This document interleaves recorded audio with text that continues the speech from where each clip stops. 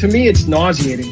It's absolutely nauseating because multiple mental health clinicians said that Derek had limited intellectual ability and was not capable of consenting. Congratulations. Boom. Right? Change soccer in America forever. Hella bugs out here. Yeah, bro, I can't keep caressing my leg, boy. Trying to get freaky out here. We are step siblings and also husband and wife. Yeah, I can't do any of that stuff. That's right. Yeah, in fact, soccer can crawl up my asshole and die for all I care. And that's what the kids do, but I'm a little older. I like that shirt tucked in. Who the hell told you that would not be seen on television? Anal sex is the process of inserting a penis into the anus of another partner. Oh, shit. All right, welcome to Straight Red Card. If you didn't know already, kind of a last-second thing.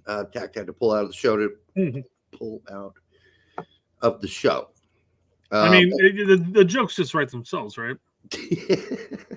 Yeah. I was going to come tonight. That's what she said.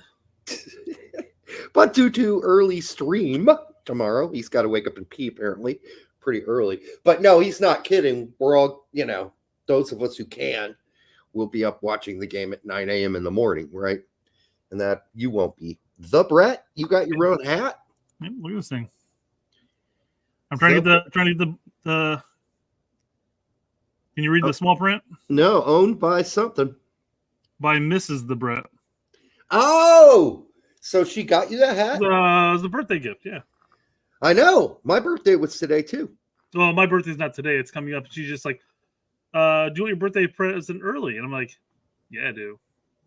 And she gives me a hat. Okay. Here's your hat. Honey. It's a really nice hat. I like it. But I can only wear it during the show because I don't want to ruin it. Yeah, it looks good. Good stuff. I need like a little patch to the front of mine right here. I don't know what I'm going to put on it. Maybe just like the logo, the Straight Red Card logo. Anyhow, there's a lot to get to today on this day, National Girlfriend Day. Oof. Real quick, I'm pulling that up, Derek. Is my audio okay? Yeah, sounds fine. AJ1410999 says Brett sounds like Tails from Sonic for Hire. You don't sound any different from me, but it's good. Okay. Well, let us know if we're having a crappy sound problem. You should get a cock and balls on your hat, Derek. A cock and balls. That'd be back to that old skit. It'd be a hairy sack, if anything. Hairy sack. It would just be like two balls drooping down low with a bunch of hair on it. That's kind of like what people put on their car, their trucks. Yeah, the balls. Yeah, I don't think I would do that. All right, it is not my 87th birthday. I am in my 50s, so let's keep it down here, folks. By the way, salutations as well back to you, Fumar. That is the word the goat used, the talking goat. Remember when the kids showed up at the back of the truck to see this talking goat? He says, salutations, motherfuckers. So I don't recall that. I mean, I actually had an Adam Sandler not stand-up, but it was a CD of all of his little skits that he did. Yeah. And I had the talking goat. I don't remember the salutations. Salutations. Yeah, that's how he greets everybody. All right, so it's National Girlfriend Day. That means you do something special for her. Is there a National Boyfriend Day? That is my other question. I'm sure there is, Derek. There is the National Everything Day. I'm sure there is. It's getting ridiculous, and sometimes days have multiple days. Like it's National Burrito Day, and it's Midwest Polka Day or whatever, all at the same time. And there's just so many of these stupid days. So if your girlfriend is also your stepsister, that works just fine as long as everybody is consenting. And probably National Stepsister Day, which means that you guys get 2 days. Oh, even better. But I did learn that I'm going to have to start calling Tactical Manager Tactical Prude from here on out because he does not approve of stepsister relations. It's all right. It's all right. Hey, I love the guy, and I don't know who he is in the chat. This is the last 2 shows in a row asking me to talk about Hegel. In what context? In what context would I talk about Hegel? I know we've talked about philosophers here before and philosophy. But talking about Hegel, I mean, first of all, Hegel uses the word self-consciousness, which I think is redundant. I mean, who else is going to have the consciousness? Somebody else is going to have your consciousness. So we could get into some of the details about Hegel. That might just be a bad translation, but we agree on a lot of things about consciousness and how the more conscious you are, probably the more miserable you are. So that's why most of us run on automatic pilot, right? We all, at some level, have to run on automatic pilot. If we were conscious, even 90% conscious most of the day, we'd be miserable people. We'd be miserable because there's a lot of heavy shit in life, right? Anyhow, that's all the Hegel I'm doing tonight. If it ever pops up again, we can talk about it, but that was a weird one I saw in the chat. I'm like, who the wants to talk about Hegel on the show? I don't get it. All right, go ahead, Brett. Sorry. That's okay. Let you run this beast. So Derek, what you got there, Derek? This is really gross, but they were all out of everything today. So I'm using 0 A&W root beer and vodka. It's not bad. It's the first time I've done it. I wouldn't know what to even say because I haven't thought about trying that. If there was a big dollop of ice cream in this, it would be more delicious. Oh, yeah.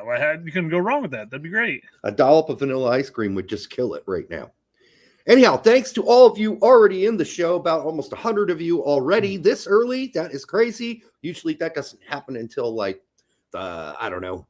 10-minute mark. So thank you for all being here early and now we're way past 100. Okay. Yes. So zipping on by. We got some things to cover, though. Go ahead, Brett. Real quick, I had a story about the booze. And you had off with all the likes. I appreciate the like comment, but you got to let's finish this topic, man. So, what are you drinking?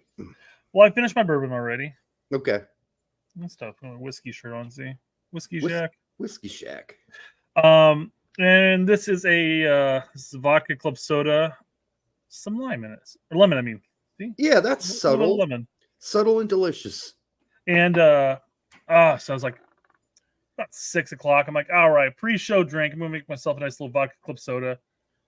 Just as I'm sitting down, relaxing a little bit after a long day of work, and grab this canister, this nice little 2-liter of club soda, and I open it up, and it's a fucking volcano, just erupted everywhere, all over my phone, all over all the electronics in the area, and I'm like, I understand that club soda, when you open it up for the first time, especially, it's ready to go usually. Yep. It didn't matter this time. I really think somebody went through their midnight stocking the shelves and just shook the hell out of it. Oh, all right. Check. Yeah. All right. Yeah. No, it happens sometimes. So fucking pissed. Kevin Brenner says, what? Root beer and alcohol? Listen, it's the first time I've done it. And I went to the liquor store today, and this is the only 0 they had, root beer. They were out of 0 7-Up, 0 Coke, 0, you name it. This is all they had. So traffic where I live right now is an absolute disaster. 96th Street. I have no idea why you moved there, man. That is arguably the worst spot to live as far as traffic is concerned. But unless you're just happy to turn right out of your apartment complex, man. It wasn't that bad. It wasn't that bad until they made they're making that circle here on 96 in Allisonville. It's a circle they're making. Did you know? Oh, instead of the Detroit U-turns, right? They've been working on an insanely busy intersection. A circle, really? Yeah, a big one. One of the double circles. Yeah.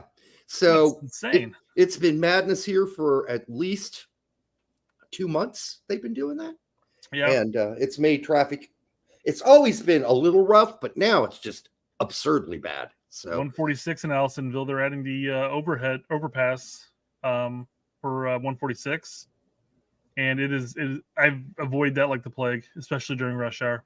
Traffic just gets so fucking backed up. And I was coming back from what will soon be my new workplace today, and it was a hell. It was a hell drive. I mean, it was hellish. So anyhow, Vanilla Crown and root beer sounds fire. Wait, hold on. What you just said there? I'm going back to the roundabout that you're talking about because everybody's calling it. It's called a roundabout. It's called a roundabout. Did you call it a circle? I probably did. Okay. Yeah. I know that's not. The funny thing is, guys, I didn't or a cul-de-sac. No, he's talking about a roundabout, two-lane roundabout, and because Indiana has gone insane with roundabouts. Yes, everywhere. It's just throw a roundabout in there, we fix it all. I mostly like them. Actually. Well, I'm perfectly fine with them, but I just think everybody else sucks donkey dick at it. Well, they don't know what they're doing. It's a yield. It's not stop. It's yield. Yeah. It's so stupid. People don't know the difference between yielding and stopping. Anyhow, if people in front of you aren't idiots, it's usually really good, even on Hazel Dell, or as I like to call it, Dazel Hell. Little Chicago. AKA. Roundabout. Yeah. That's all right. All right. Let's get to some. Let's start Olympics. Start at the Olympics, Derek. Okay. I'm sure you've seen this picture going around, but the guy from Turkey. Okay. How do you say it again now? It's Turkey. Yeah. Is it Turkey? Yeah, you got it right. Hey, okay, cool. Have you seen the guy from Turkey who was shooting? I did not. The pistols? I might have. He got silver, and they asked. I'm going to pull up a picture in a second. Okay. But he got the silver medal, and he didn't wear any protective gear or any form of like glasses to really hone in to see where the laser's pointing and whatnot. And they asked him like, or I don't know if there's it has to be a laser. They asked him like, hey, why didn't you wear any of this stuff? And he goes, I'm a good shot. I don't need that stuff. Good for him. So look at this. Look at this guy. Hand in the pocket, just straight down. Straight up chilling. Fucking boss right there. That is a boss, man. And this is what everybody else kind of looks like. You know what? It would have made him even more the boss if he turned it sideways. Nah. No, I love it. He's got one hand in his pocket. He just pulls it down and shoots. I mean, he's seen some stuff, man. Yeah. No, cool customer. Cool as a cucumber. Good for him. Mm-hmm. Yep. All right. I don't understand all the stuff, man. I mean, come on. That's not. I mean, you got a scope right here. I'm assuming that's the scope. It looks like a scope. I think they had I don't know, all these different type of glasses things popping up and down, all these little trinkets. And it's just like he walks out with his regular prescription glasses, pulls out the gun, puts a bullet in there, done. As far as the man and woman's boxing thing, let's just get it out of the way because it's all over X and it's so fucking annoying. I don't think we know the full story yet. Obviously, that the Algerian person is not a trans person because that's illegal in Algeria. She wouldn't be able to be a trans person. I don't know. I mean, I've read 4 different accounts and I just don't know which one to believe at this point. But I've read she's an XY. I've read she's just a man playing. She could be somebody described her as a hermaphrodite. I don't know. But it seems to me she's got way too much testosterone. That's probably not fair. And I thought they tested for that. So I don't know. Came back, whatever the gender test or they did came back, like I think failed it or whatever, failed it.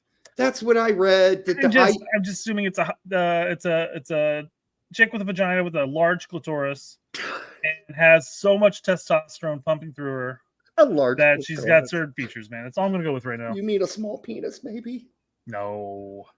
Okay. I don't know, and I'm not making fun of her. I'm sure whatever she's gone through, because there are people who are born not fully formed, and it's hard to determine by looking at them what sex they are. So then, yeah, I guess you have to use the XY thing and figure it out. But you know what? Olympics, whatever. They got to figure this out. They got to do some research and find out what's fair and what's not fair and fix it. If this is, it's obviously a problem because the Italian woman got hit a couple times. It was like, that's enough of that shit. Somebody else pointed out though that some other female boxer in a different competition beat the shit out of her. So the Turkey or that Turkey. Sorry, yeah, that's true. I read that too as well. But she's been beat.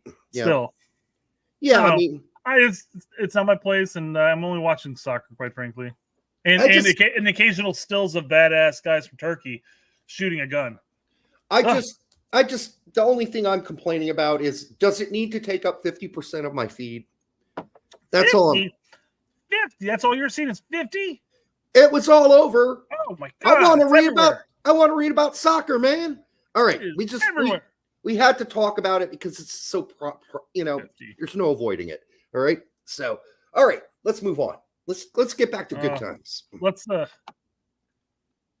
bum some people out. We're gonna bum some people out. Yeah.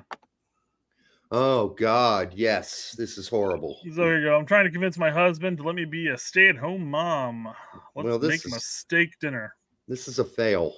We don't have to play the whole thing because the beginning alone tells you this woman. That's fair enough. We really don't need to watch the whole thing because there's about a minute of her just finishing up the meal.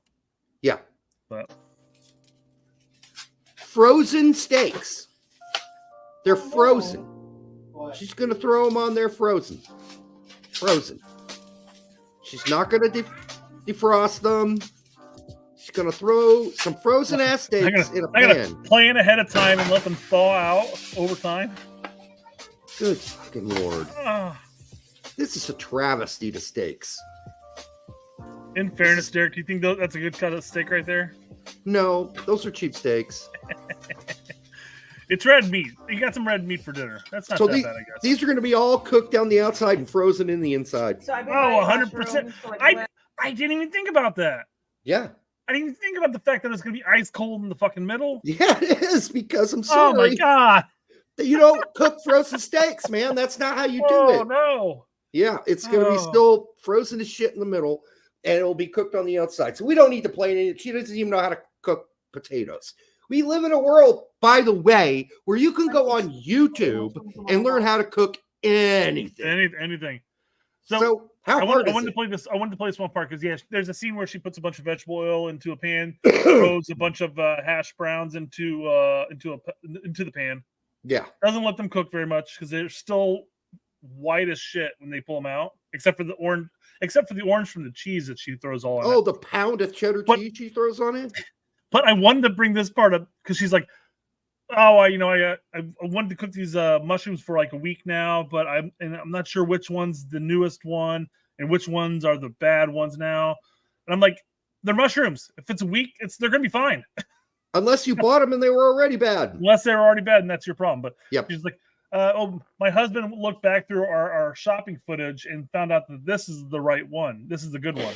I'm just like, okay, fine, whatever. This hurt, man. This hurt. It hurt to watch this. It really did, because it's really not that hard to cook, especially with all the guidance online and on YouTube. You can learn to cook just about anything. If somebody shipped me frozen bull's testicles and said, make a meal out of this, I could find some sort of recipe online to cook bull's testicles. I'm telling you, you can't go wrong. All right, they're already going to be rich and creamy, but now I guess crock pot, they'll just fall apart. All right, let's move on, because we have now done 18 minutes of fluff. We got plenty to go. Speaking of food, here we have a guy feeding his vegan sister's baby barbecue ribs. Now, first things first, before we even get into it, the baby's not going to eat the ribs. Baby's going to suck off all the barbecue sauce. Yeah. Can't chew that shit. Yep. Well, we can't play the audio for that either. No. We're going to get bad to the bone. Quickly had to turn that off. Yeah. No, give me some more of that, he says, because it's all sugar. You know, actually, I don't even think there's barbecue sauce on that, actually. It's just it looks like a nice dry rub cooked set of ribs. It does look like dry rub. Rocky Mountain oysters, that is correct out there. Those that are typing in Rocky Mountain oysters. Those are bull balls. I've never had them before, but I have heard. I do hear once they ate a pair of testicles, period. I heard them. Has nothing to do with bulls. You haven't eaten them, but you've had them in your mouth. No. All right.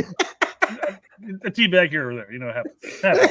You drink a lot, you're the first one to pass out. Never know what happens. Yeah. Anyhow, yeah. So this kid probably doesn't really understand what he's eating. So I don't think it's going to change him that much. Kid's gonna have a hankering for meat for the rest of his life. Mom's gonna Maybe. constantly give him fruits and vegetables. He's like, "This isn't hitting home, Mom. I need something else. I need the meats." We'll see. We'll see. So yeah, it's fine. It's fine if you want to do the vegan and vegetarian route and everything like that. Yeah, this is a joke. I feel like it almost always goes back, and you always end up caving at some point. I'll have a little bit of fish, or I'll have a little bit of chicken eventually, because you need certain aspects of that meat. Well, my body. We're not vegetarian. We're not herbivores. My body yearns for it. Well, yeah, it's one of those things I like. I will not get like diagnosed with gals. Like, well, I'm not getting rid of red meat. You can go ahead and fuck off with that. It's not gonna happen. Mm-hmm. But I'll cut back on the booze. I'll try to take sodas out of my diet. I'll do everything but not eat meat. You got it. All right. What else we got? Moving on. By the way, those of you looking for Tactical, he'll be on here next week. Yeah. And he sent his apologies. It was a last second sort of thing. No big deal. I mean, we got two big games tomorrow. Right. We got the World Cup qualies, and we got the U20 qualies. And he's got practiced, and he's got his job, and and he's got to make 2 shows tonight too. So he's busy, guys. It's all right. It's not a big deal. I was on his show a couple days ago, was it? And during the U20 against Guatemala, yeah. Right, and he mentioned he was. Oh, wait, no, it's U20 semi. My bad. Yeah, and he mentioned he was going to come on. And I said, hey, that's cool. Come on whenever you want, really. Whenever you want. We don't care. U20s play Panama. They do. They play the U20s play tomorrow at 5 p.m. against Panama. And then at 9 a.m. in the morning in the Olympics, men play it's USA versus Morocco. So plan on that. We'll be talking about both of those games tonight. We're hoping, and I really think both games we should win. I know people are saying Morocco are the bee's knees and all that, and they do have some good players on their team. I'm not denying that. But, I mean, could you get a better draw in the Olympics right now than Morocco? I mean, it could have been a lot worse. So if there's a chance to move on, that was a good draw. That's a very favorable draw. And if we don't beat Panama in the U20s, then, that should be a given. But then again, we said that when we played Panama and Copa, right? Real quickly, I wanted to point this out. Imstert says if we get past Morocco, then we play the winner of Paraguay, Egypt. But I don't know. Google may have it messed up here, but it looks like we're playing Japan, Spain. Yeah, exactly. This is what I saw earlier too. So is Google fucking this up, guys? It's possible. Oh, we missed Spicy Jeff. Yep, thanks, I appreciate it. I was gonna go back to it because it was during a video, but thanks, Spicy Jeff, for $4.99. I would have eventually found it again, but yeah, I covered all time here. I thought the best soccer story of the year was Bayer Leverkusen. Yours? Listen, I mean, it's a great story because this isn't something Leverkusen has ever really been able to do. So it was an amazing story. Plus, it's nice just to not see Munich there. I will take anybody but Bayern Munich winning. I will take anybody, honestly. But for it to be a team that has fought so hard and finally got over the hill, that made it great. And then you have the whole coaching story as well behind it. So, yeah, all of that makes it really awesome. And we'll see what happens next season. But it's got to be one of the better stories out there because Man City winning again, it's kind of boring. That was boring. I would have rather see somebody really fight for it alongside of them the whole way. And not that there weren't contenders, obviously Arsenal, but it always felt like Man City was going to win the league. It really did. So, yeah, I'd say that's one of the best stories of the year, Jeff. I'm with you on that one. Yeah, I mean, it's hard to argue either way because you could say, well, let's talk about individual seasons. I mean, for Americans, it was nice to see Pulisic rebound. It was nice to see Weston have a solid season up until the final handful of games. But I think Leverkusen's season and the fact that they ended up beating out Bayern Munich for the title was more than enough for me. I was happy about that. Somebody mentioned here, Untouchable says PSV was a great story. I think it's a great story because there are 3 Americans on the team. Yep. So at least for me, that's a great story. But yeah, I mean, for the most part, though, that's a pretty consistent story, though. PSV winning it. Then I mean, they're always fighting near the top. Yeah. Obviously, Feyenoord had won it the season before, but I know when PSV started buying all those Americans, there were a lot of PSV fans in Europe who were like they're like sketchy about it. They're like, why are we buying all these American players? Yeah, we feel really they were comfortable with Dest, but they're like Pepe. They're like Tillman. Who the is Tillman? Well, I feel like with Pepe, it was the fact of how much they had to spend for him. I mean, that was a hefty sum for a guy who's outside of a bottom feeding team in that Dutch league. Hadn't really amounted to much yet. Yeah, but the cynicism, seeing it overturned, was good. I think that's good. Hopefully, we'll see Pepe play a little more, or I don't know if we will. It'll just depend on how healthy, obviously, his main rival is. But we said that all last season too. I'm like, oh man, he'll likely pick up a slight injury here, then knock there. You know, that fucker ran solid all season. He did nonstop. Good Lord, couldn't stop him. If that happens to Pepe again, we might see him play more out wide, to be honest with you, because I know they tried that a couple times with him, and he looked fine out there. Starting where he could play with two strikers, that'd be unheard of. Who's the Mexican player that just left to go to San Diego? Chucky. I mean, Chucky's still going to be there, but he didn't have a great season. So maybe San Diego hasn't ponied up the cash from yet. What's up with that? No. It's signed, but they have no team yet. Oh yeah, that's right. Derp. They're not in the league, so they got to wait for the league. Nope, that makes sense. Wow, that's a long-term commitment there. Chucky. Sorry, Chucky, for forgetting your name, but I'm old, and I got another year. Said Chucky, that's right. And I got another year older today. So thank you for everybody for the happy birthday wishes. I appreciate that. Hey, it's better than the other option, right? If you're not getting older, you're probably in the ground somewhere. All right. What's your Benjamin Button? We got to skip all the rest of the stuff. We're like 27 minutes into Oh, my goodness. You don't want to talk about the circle life for Brian Adams, or it kind of fits both, I guess. But no, yeah, we can move right on. We can move right on to some more soccer. Thanks again, Jeff, for 199. Bayer Leverkusen had 54 wins and 1 loss. No, I mean, it was an amazing season. I really don't know how it was done. I look back on it now. I'm like, God, how did they do that? A lot of people, of course, giving the manager a lot of credit. With all due respect, he should get some credit because nobody predicted them at the beginning of the season to win. No one had them as winning the season. It was, of course, Bayern and Dortmund in a close second. But after that, you had your usual, maybe it's Leipzig again.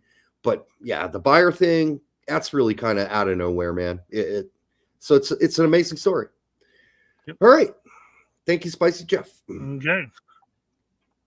For the 200 of you here, make sure you like, subscribe, share it with your grandma, and of course, invite the stepsister over to watch the show. All right, we're heading to soccer material now.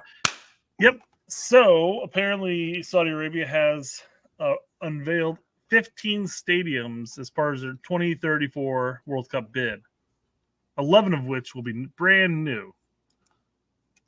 So here's what Kyle Bond says. These stadium renders look like someone just typed in futuristic stadium aerial view into a free AI generator. What do you notice about some of these, Derek? You're gonna have to blow it up a little more. Let's start with this one. Why not? Let's start with this one.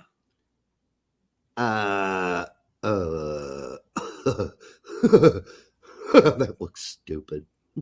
I don't know what I'm looking at here. I don't either. I mean, I see the pitch, but what the fuck is the rest of the shit? It's a bunch of radiators. Outside of being artsy with it. Is that artsy? It has to be.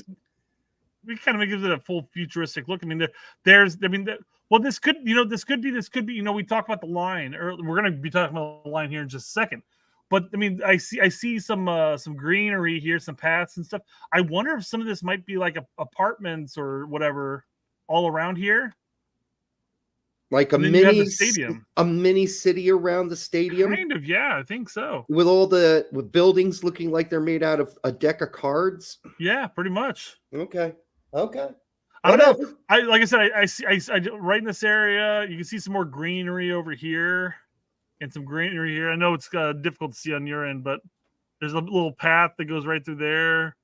It just feels like there's something else here besides just the stadium itself. Where's the giant penis statue? That's what I want to know. All right, what's the other one look Must like? be somewhere else. Must be way over here. Here's the other one. What do you notice about this guy? It's on the Death Star somewhere? No, this is the line. We talked about this. Oh, it's on the line. No shit. I didn't know the line was right next to the ocean. It must go through it at some point. I don't know. It's a rendering. I don't know if it's necessarily accurate. What's funny is because you see the top and it all looks nice. You know, they got like the trees and the rooms over here. Here's a stadium all squeezed in there. But remember what the bottom of the line looks like. Looks like this. You see me? I only see you. I don't see any pictures. Behind me. Oh yeah, behind you. Yeah, I mean it's dungeons and shit. 100%, yes. So, but we don't even know. I mean, we've talked about the line. The line is in delay right now. So this is premature ejaculation on their part. I mean, we're talking 10 years, and they're talking about having enough of the line constructed that they have a stadium at the top of it. And this giant harbor, you can see the boat entering that entrance like it's perspective alone, man. It's like penetration, right? Yeah. It's like that's the place where the boat goes in. That's the boat hole. The boat hole. All right. Well, you know, whatever. I'm not sure about that stadium. That looks weird. And yes, it does look like, I don't know. It doesn't look doable. I'm sure it is doable. They got money. But and I'm looking on this other side of the line. Where the hell is that? Where the hell is that cruise ship going? I mean, these all look like small docks. I don't see a place for a giant cruise ship to line up against. It's going after the G spot of the line. Oh, fair enough, yeah.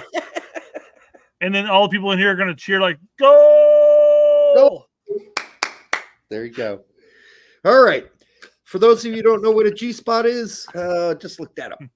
Is this a mix between Waterworld and Judge Dredd? Not too far off. Mm-hmm. Not too far off. Yep. I don't know, man. I'm still looking at that line and going, it'll just be like a miserable place to be in 90% of the time. Sure, unless you're on that one area where you get all the sunlight. Because once you start getting down here, you're talking about 30 minutes of sunlight, unless the sun's going across it like this. But if it goes like this, these people are getting sunlight for like 30 minutes a day. It looks like some weird ass post-apocalyptic world that was built by Planet of the Apes or something. I don't know. It's weird. It's impressive apes, man. I don't know if this is going to really happen. I know we've gone over the renderings of the line. We'll see. It seems like pipe dream shit, but that's me. I feel like they'll start it at some point. They'll realize that the finances just aren't there to make this. It does look like a mix of Waterworld and Judge Dredd. I'd agree with that. It just looks like, really? Okay. All right. Well, let's see if that happens in 10 years. That seems like a lot to do in 10 years. Well, they talked about, and we talked about this in a different show, but they talked about once they construct the line, they could fit like the entire world's population in this one line of this the line of construction or whatever. Because that's how big it's going to be as a whole. I mean, they also talk about, like, you know, if you take everybody around the world and you fit them like shoulder to shoulder, they take up the square space of like Texas or something like that. Yeah. Tom says construction's already started. Yeah, we already covered that. Has it really, man? But it's also been delayed a million times. I don't know how much of the construction they're going to be able to get done to have a stadium built at the top of it. I mean, yeah, right. Cool concept and all. Yeah, but this is like Tron. Move on. Yeah. Well, we're going to move on to the Messi effect in MLS.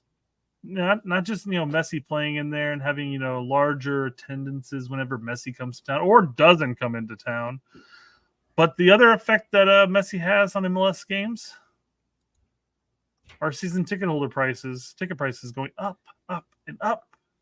Absolutely ridiculous for the Sounders. FO raising season ticket holder prices by 10 to 30% in a historically poor season with low attendance. My GA/ECS season ticket is increasing 21% or $100 from $466 to $565. Absurd. Well, don't go, I guess, would be my first thing to say, but kind of the gist of what I'm gathering from some of these fans. So CK here says, so my tickets went from $3,121.14 to $5,257.59 for 2 tickets, I guess it was. I think maybe it wasn't. This is a different guy. But he says, what the fuck, Sounders? That's nuts. I guess that's it then. Cancellation submitted. Highway robbery. Yeah. Well, you know what? They're testing the boundaries now, and they're going to find out who's willing to pay and who's not, and they'll find out how. That was a conversation I had. Go, sorry. How empty the stadiums are going to be. I mean, if Messi's there, they'll figure out a way to sell the individual tickets for the game anyhow. If he's there. But they're going to lose season ticket holders if they keep pounding away on season ticket like this. No, it's ridiculous. I mean, the amount that season ticket holders are paying is crazy in comparison. If you look at ticket prices in Europe, how is that possible? I mean, I know how it's possible, but yeah, we're just not bred for this, but we're kind of accustomed to paying a ridiculous sum for tickets. Derek, how much do you think you'd pay if you wanted to go watch the Colts play? I can't remember what I paid the last time I watched the Colts play. I'd wager for one game you'd look in at least 3 figures. It was 3 figures, but it wasn't as bad because they were up in the nosebleed seats. But it wasn't horrible. I could definitely afford it at the time. It's not a big deal. I'm just saying though, like they're getting to a point where they're like you said, they're feeling it out. They're going to try to price as high as possible, but then keep as many as possible. So they may go up and then they may drop it back down because they figured out they went over the threshold. Yeah. And especially once you think about, I mean, you could make this argument for when Messi's here. Like, oh yeah, we're raising the ticket prices. Messi's here. You can watch Messi play. For one, that's not necessarily true. And for 2, he's not going to be here much longer. What's going to happen after that? And I got into an argument with Lawless about this. I'm like, dude, because they're talking about ticket prices at Cincy going up, and they're like, well, it's the market speaking. I'm like, well, what happens when Messi leaves? And he said the tickets will be even more expensive. I know. Yeah. Come on, Alexi. I know. I understand you're playing the market. That's his shtick in that sense. But let's not try to outprice most of your potential fandom. Who's going to replace Messi at Inter Miami to maintain that kind of excitement? Like, who are you going to get? I mean, there really isn't anybody you can get that's as big and gigantic and huge as Messi, so it's not going to work that way. Yeah, I wonder if USL's just sitting back and saying, well, maybe MLS is just going to implode on itself. I don't think so. I don't think it's going to happen by any means. No, it won't implode, but they're testing the waters. They're trying to see how far they can push it. All right, fuck. But that could piss off enough people, Next topic. Fuck MLS. Well, we're sticking in MLS, kind of. We're going to talk about the Leagues Cup again because every show we have something coming up. Leagues Cup 2024, Charlotte against Cruz Azul. Yeah, I don't know. Sold-out stadium. I don't know if it filled up a little more after this. That's a great point. That is a great point. I didn't even think about that because they're clearly doing pregame warm-ups. Yeah. So I will retract this as a snide comment towards the Leagues Cup. Maybe it did fill up. You're right. I don't know. Somebody, were you there at the game? Let us know. Did this fill up at least a bit? I watched the game. I know we're not supposed to do that, but shit, I already paid for Apple TV. Yeah. I'm going to watch it because it's something on late at night, right? And it's in the background. I'm not actually watching it, but it's, I'll look up if something exciting's happening because I've got other things to do. But yeah, I mean, After the show tonight, I'm going to go back and watch the Chicago Fire game. So, I mean, we all have our. Yeah, I mean, I watched the LA Galaxy. I know I'm not supposed to do that, but it's my team, so I did. And that's the thing. That's the thing. My thing is, I'm not actually boycotting Leagues Cup. I'm fine with the Leagues Cup being there. Now, mind you, maybe Mexican teams and fans aren't fine with it there. No, as we're hearing some reports coming out, there's some rumbling south of the border. But I don't care if the Leagues Cup's actually there. But I will 100% point out their failure because this is the MLS replacement of US Open Cup. And all crap that Garber and Nelson has talked about MLS, or the US Open Cup, it's fun to reap the reward here. No, all we're asking for is for both tournaments to exist at the same time, and we've said it a billion times, so we're not going to cover it again, but both of them can exist at the same time. You got 26, sometimes 28-man rosters. You can play both tournaments. Just rest your starters and let your second stringers go play in the Open Cup if that's what you want to do. But quit making excuses. You can do both. All right. It's stupid. It's all about controlling money. I know we've talked about this. I mean, I feel like I'm not going to jump back into it. Yeah, I feel like I'm saying the same shit over and over again, and it's ridiculous. Canada is espionage new to you. Never leave a paper trail for people to follow. They seem to be able to learn from past mistakes as they swapped out the Mountie riding a moose for drones, as it was too on the nose. But I guess I can't talk.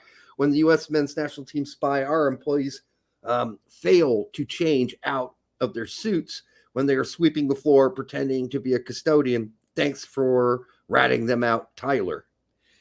Yeah, I mean, I wish Tyler would have said that, but I know what Tyler was trying to say. So, you got a vid? This yet? Yeah, I've got a video for you. Yeah. Okay. There's an email that was found in this investigation of Bev Priestman, who had an analyst on the staff come to her and say, I'm not going to be spying in this closed door training. And she consulted HR on how to handle the situation, saying, seeking your advice and input here regarding this formal email on spying. It's something the analyst has always done, and I know there was a whole operation on the men's side with regards to it. That's just unbelievable. I can no longer continue to spy on our opposition, and then the boss goes to HR. How should I handle this? She's always done this. I know the men do it. How can I force her to continue to spy illegally on our opposition? And at no point did she consider that she was asking her employee to do something completely illegal. Yeah.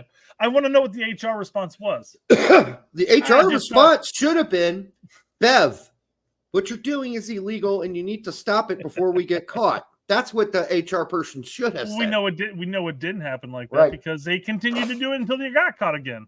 Yep. So it can be the difference between winning and losing, and all top 10 teams do it. All top 10 teams do it. Alleging that other teams do it, but also admitting that this is an operation happening on both the men's and women's side. And it just sounds like a part of the expectation. This is in your job description. It's not, there's no hush-hush nature. This is an email being sent to HR about That's hilarious. That's like going to the police department and saying, hey, what's your schedule for tomorrow? Because we're going to rob a bank at noon. I just want to make sure. You're not going to be in the area patrolling. It's ridiculous. Yeah, I mean, the only thing I can't comprehend here, Brett, is how, as you put it, this isn't just something you talk about in person when no one else is listening, because you don't want a fucking paper trail of emails about you cheating. You're acknowledging that you know you're doing wrong. But you're only doing wrong because everybody else does wrong. You're using official Canadian soccer email addresses to talk about how you're cheating. That's not very bright. It's not very bright at all. We'll see if we. You know what? Go ahead. We'll see if we get any Herdman emails. Let's see if at least Herdman was smart enough to not email about it. Well, email, but there was documentation where like 15 players mentioned how they sat through a training session where they went over illegally gotten footage. Correct. Yeah. So I mean that's there. I don't know necessarily if he went out to the Canadian Federation's HR and said, hey, my scout's no longer illegally obtaining footage for me to cheat off of. I think you can still have plausible deniability. You can say, well, that wasn't from drone footage, or you could say the players misunderstood where that footage came from. I don't know, but either way, it's a bad look. It's a bad look for Canadian soccer. Tyler coming out and says everybody does it. I just wish he wouldn't have said that. Well, why even put your foot in your mouth? Why even say anything? Right. Just say, oh man, that's not a good look. It's not a good look. I'm sure other teams do it. We don't do it. That's what I would like to hear.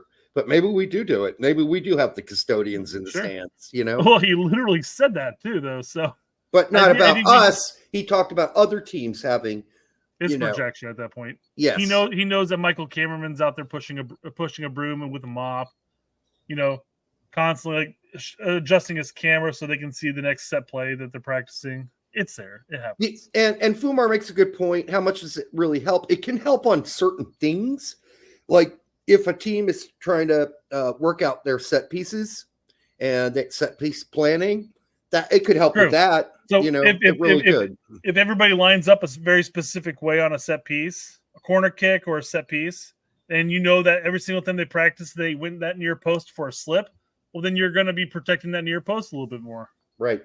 If they're going to play it short, and they've been playing it short in practice and hitting a guy on the top of the box for a one-time shot, and you already know that's what they've been practicing for the last 2 days, So it helps. It's not like the federation's going, oh man, they're practicing 7v7 again. I bet you anything on Saturday they're going to come out with a 7-man lineup. No, they're not doing that. But it's little nuances of what they're doing and how they're setting up on certain things. Yeah, it's pretty much set pieces, and it might be good to know if you're watching full practices what formation they're using, and whether they're using 2 deep line midfielders or just 1.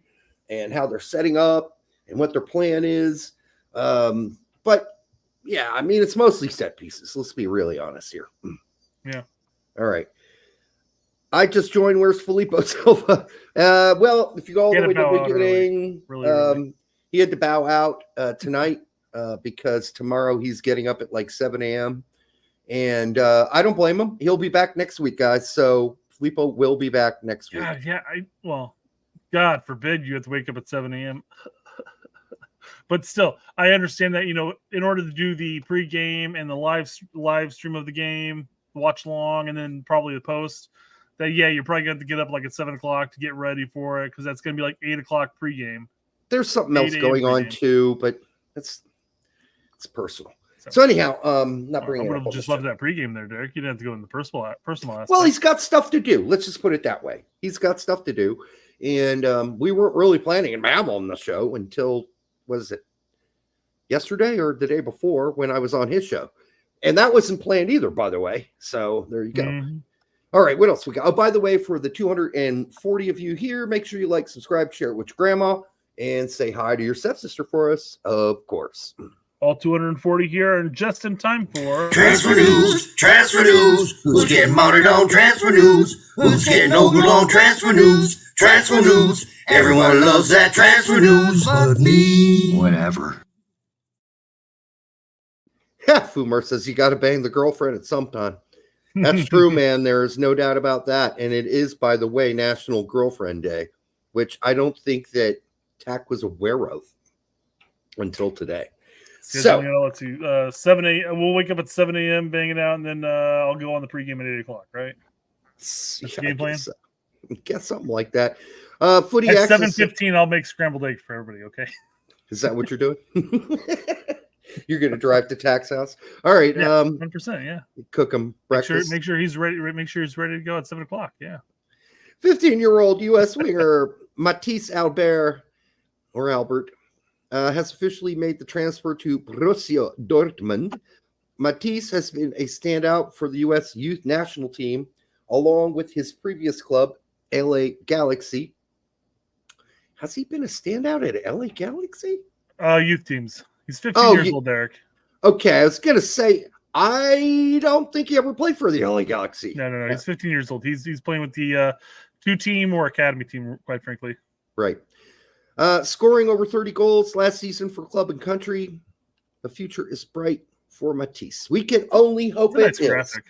It is a nice graphic, and I only wish him the best. He's going over there early because he has a European passport.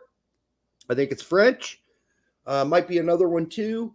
But he is able to go over this early because of that, which is what you should always do. And we'll see how he does at Dortmund's U19s. And then hopefully the 2 team. Like if you're Pulisic, you went to the 2 team by the time you were 16, and you were then the big boy team by the time you were 16. You just advanced straight through the ranks. And if Dortmund's going after you, I have to say Dortmund is very meticulous about who they choose. So I would guess they're pretty sure about this kid. And that's good news. That's good news. Corbin Albert. Any relation? Nope, they are not related in any way. Not at all. Not at all. She did score a nice goal though. Yeah, that was a good goal. Yep. And Twitter erupted. Yeah, you expected that though. Although what's entertaining is not even focusing on what side of the political party you fall on, but everybody is calling those people out. Like, oh, insert isms here. Person scored a goal, great, and they're like, dude, just shut up. Okay, enjoy the sport. The fact that we're winning, come on. People are totally unforgiving. This is a young woman. She's probably raised in a very religious setting. We got to let people grow. And yeah, I saw somebody on X say with a frowny face started, and it said, literally the worst person I know scored a goal. Literally the worst. The worst person you know is Corbin Albert. The worst person you've ever heard of is Corbin Albert. You're a fucking idiot. There are way worse people on this planet than Corbin Albert. Corbin Albert is a young lady who probably did some stupid stuff on X that she probably regrets now. And, she'll grow. She'll grow as a person. She liked certain videos on TikTok talking. The one video, the one thing that she got raked over the coals for was that she liked that video or the meme of talking about how it was nice of God to, take some time out of his day to make sure Megan Rapinoe got injured on her final game or something. Yeah, like we that. talked about it here, and it's like, yeah, okay, that's never a cool thing to do to potential. Well, at that point, I think Rapinoe had already retired. I don't care how much you disagree with Megan Rapinoe and whatever. You don't wish injury or laugh about injuries. That's beyond the pale, and it was a bad thing to do, and I'm sure she's sorry for it. And her teammates sure look like they've forgiven her and moved on. And if they can do it, then we should all be able to do it too. And give her some space and let her breathe and let her grow and quit pooping on her constantly. It's so boring too. Like I said, it's refreshing that everybody at this point is just sort of like you either have one group that are like, she's the queen or whatever, and then the other people are like, dude, she apologized, get over it. Time to move on. Well, yeah, I mean, you have the people who say she's the worst person to ever play soccer. As a person, she's a horrible person. And then you have the people on the other side saying she's done nothing wrong, no big deal, quit screwing with her. Well, I mean, she did some of that was kind of like, I would never do that to a teammate I even hated. I wouldn't be celebrating their injury. I just wouldn't do it. And I've never really had a teammate I hated, though, for dumb reasons or whatever. So I don't even know how that would work. But let's say I despise one of my teammates and they got injured, or maybe not a teammate, but because obviously she just made the team, but you're hoping to make that team. I wouldn't go pooping on them. As much as you might disagree with her, I wouldn't go pooping on her because it's just not. This is the problem with social media. And everything's a click away. We saw it a couple times with Gio happened. He liked a couple tweets, especially the one about Berhalter, being relieved of his duties and stuff like that. And you're just sitting there going like, the Bellingham one is the big one that all the Dortmund fans are really hounding him on. It's just like, guys, I mean, if I could preach something to our national team, or just our professional athletes as a whole, is just get off social media. You can have somebody post highlight reels for you. I'm sure Des does that himself, though, but you can have somebody else do that for you. But quite frankly, I mean, just get off of it. It is poison. Yes, it's poison if you're going to go out there and start letting everybody know how you feel about everything. Okay, so don't do that. Because it's only poison in that case if you know that if you are shocked that all of a sudden you're getting blowback. But if you know you're going to get blowback for it and you don't care, then whatever, I guess. But no, you should care because you got other things to focus on. It's called your fucking livelihood. It's called your profession. You shouldn't be getting involved with all the tiddlywink stuff because you're going to get in trouble with somebody at some point, and it's not worth it. It's not worth the negativity. So just either what you said, get off, stay off, or don't get into the, all the tiddlywink stuff. Not when you're this young like she is. But now, if you're an older guy like Lawless, do whatever you want. I don't care. But that's the problem with social media is that, do you remember when you were 19, 20? That's why I just said if you're young, stay off. I'm just saying, could you imagine if you had Twitter at your fingertips or Instagram? I'm glad I didn't. I know, that's my point. And that's your point too, I know, but yeah. I mean, I am glad I did not have Twitter at 20. But you wouldn't have cared at that point either, though. So that's kind of my other point too. Well, and I've always been a smart ass, and eventually somebody would have taken something I put up there out of context, and I would have gotten in trouble. So Frank Castler, where's Tack? We already announced this on Frank. He sprained a testicle. He sprained a left testicle, but he'll be back next week. He'll be on our show next week. Quick rebound. He's still young. Yeah, he'll be fine. He'll be good. Sorry, Frank, and thanks for the $2 that if you expected Tack to be here. We did too, but it was a last minute sort of, oh shit, I can't make it tonight kind of thing. And it happens. It's okay. Sorry about the false advertising, but it was kind of late in the game for us to change the thumbnail. It was a little late. A little late. And the announcement. So 30 minutes before the showtime. So pretty much like an hour. But neither of us, you were busy. I was busy eating. So I couldn't change the thumbnail. I wouldn't bother with the thumbnail. No, and I was just like, it's okay. We'll just plow through it. And if people want to watch me and Tact hang out, go watch this last show, the live one we did together. That was a lot of fun. I was on his show, so you can go to his channel and watch that. Celtic close to finalizing Adam Ida transfer. So Norwich losing somebody. Whoa. Losing a striker at that. Well, he sort of fell out of favor. Well, I wanted to go back and find out like what happened or what maybe he was playing like out wide. But I know obviously Sargent was missing for a chunk of that change, but he was getting bit minutes and then he would start a couple games in bit minutes and start a couple games. And then January he took a loan spell to Celtic. Yeah, so I don't think this is. It actually could be detrimental to Sargent because I think Ida's a decent player. He used to play out wide quite a bit, and but he did fall out of favor with David Wagner, who for whatever dumbass reason Norwich let go.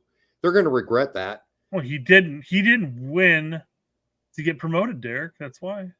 I mean, you know how hard that is. He got him to the playoffs, right? He got him to the promotion playoffs. That should have been good enough for him to hold on to his job. It was all reactionary. They got smoked. They got smoked on their final game 4-0. Fucking get rid of him. With Sargent going out way early in the game. Yeah, with an injury. 60 minutes or whatever. So what'd you expect? What did you expect? You guys were crap all season without Sargent. So you're going to be crap again without him. The main reason why I brought this up, because obviously that is not an American by any means, but I'm just saying Norwich doesn't have they're not plentiful with quality strikers, and Ida I think is a pretty decent striker, especially the championship level. Winger. So I'm like, they lose him. And the reason I bring this up is that if they lose him, does that mean that most likely Sarge is going nowhere?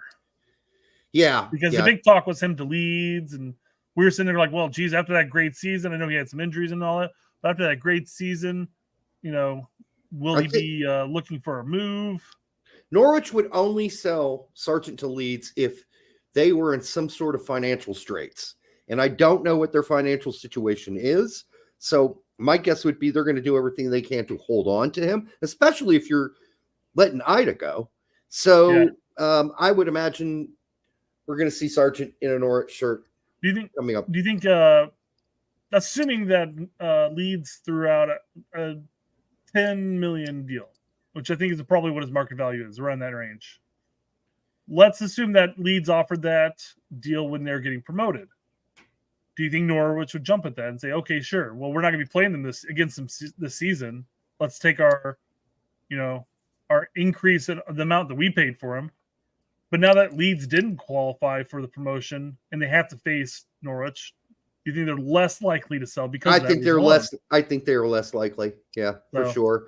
And I know that Norwich went out and got another 9, but from everything I understand, Sargent's their guy. The only reason they went out and got another 9 is because Sargent has injury issues. They're going to need another 9. There's just no way around it. And when they can depend on, but that ankle issue is what he got. Yeah. Alternately, that 9 could also play as a wide forward as well in their system. But we don't know what the system's going to be either, really, yet. Exactly. We don't really know. It's too early in. Yeah, we'll see what happens once Norwich puts on the laces and boots this season. This is transfer news. Yeah, we're already in transfer news. Oh, did we already play the song? Yeah, we played the song. No shit. Yeah. I said, hey, last time you did the, all 240 of you, make sure you like the show, blah, blah. I said, and the 240 of you came in just in time for transfer news. So that's how numb I've become to it. Yeah. All right, for the 250 you here now, make sure you like, subscribe, share it with grandma, and say hello to your stepsister. Give her a big wet kiss for us. All right, Fiorentina have reached an agreement with Venezia for Tanner Tessman. I've been hearing this all day, but here's the big but. An agreement has not been reached yet with his agents, who, by the way, blew the last deal.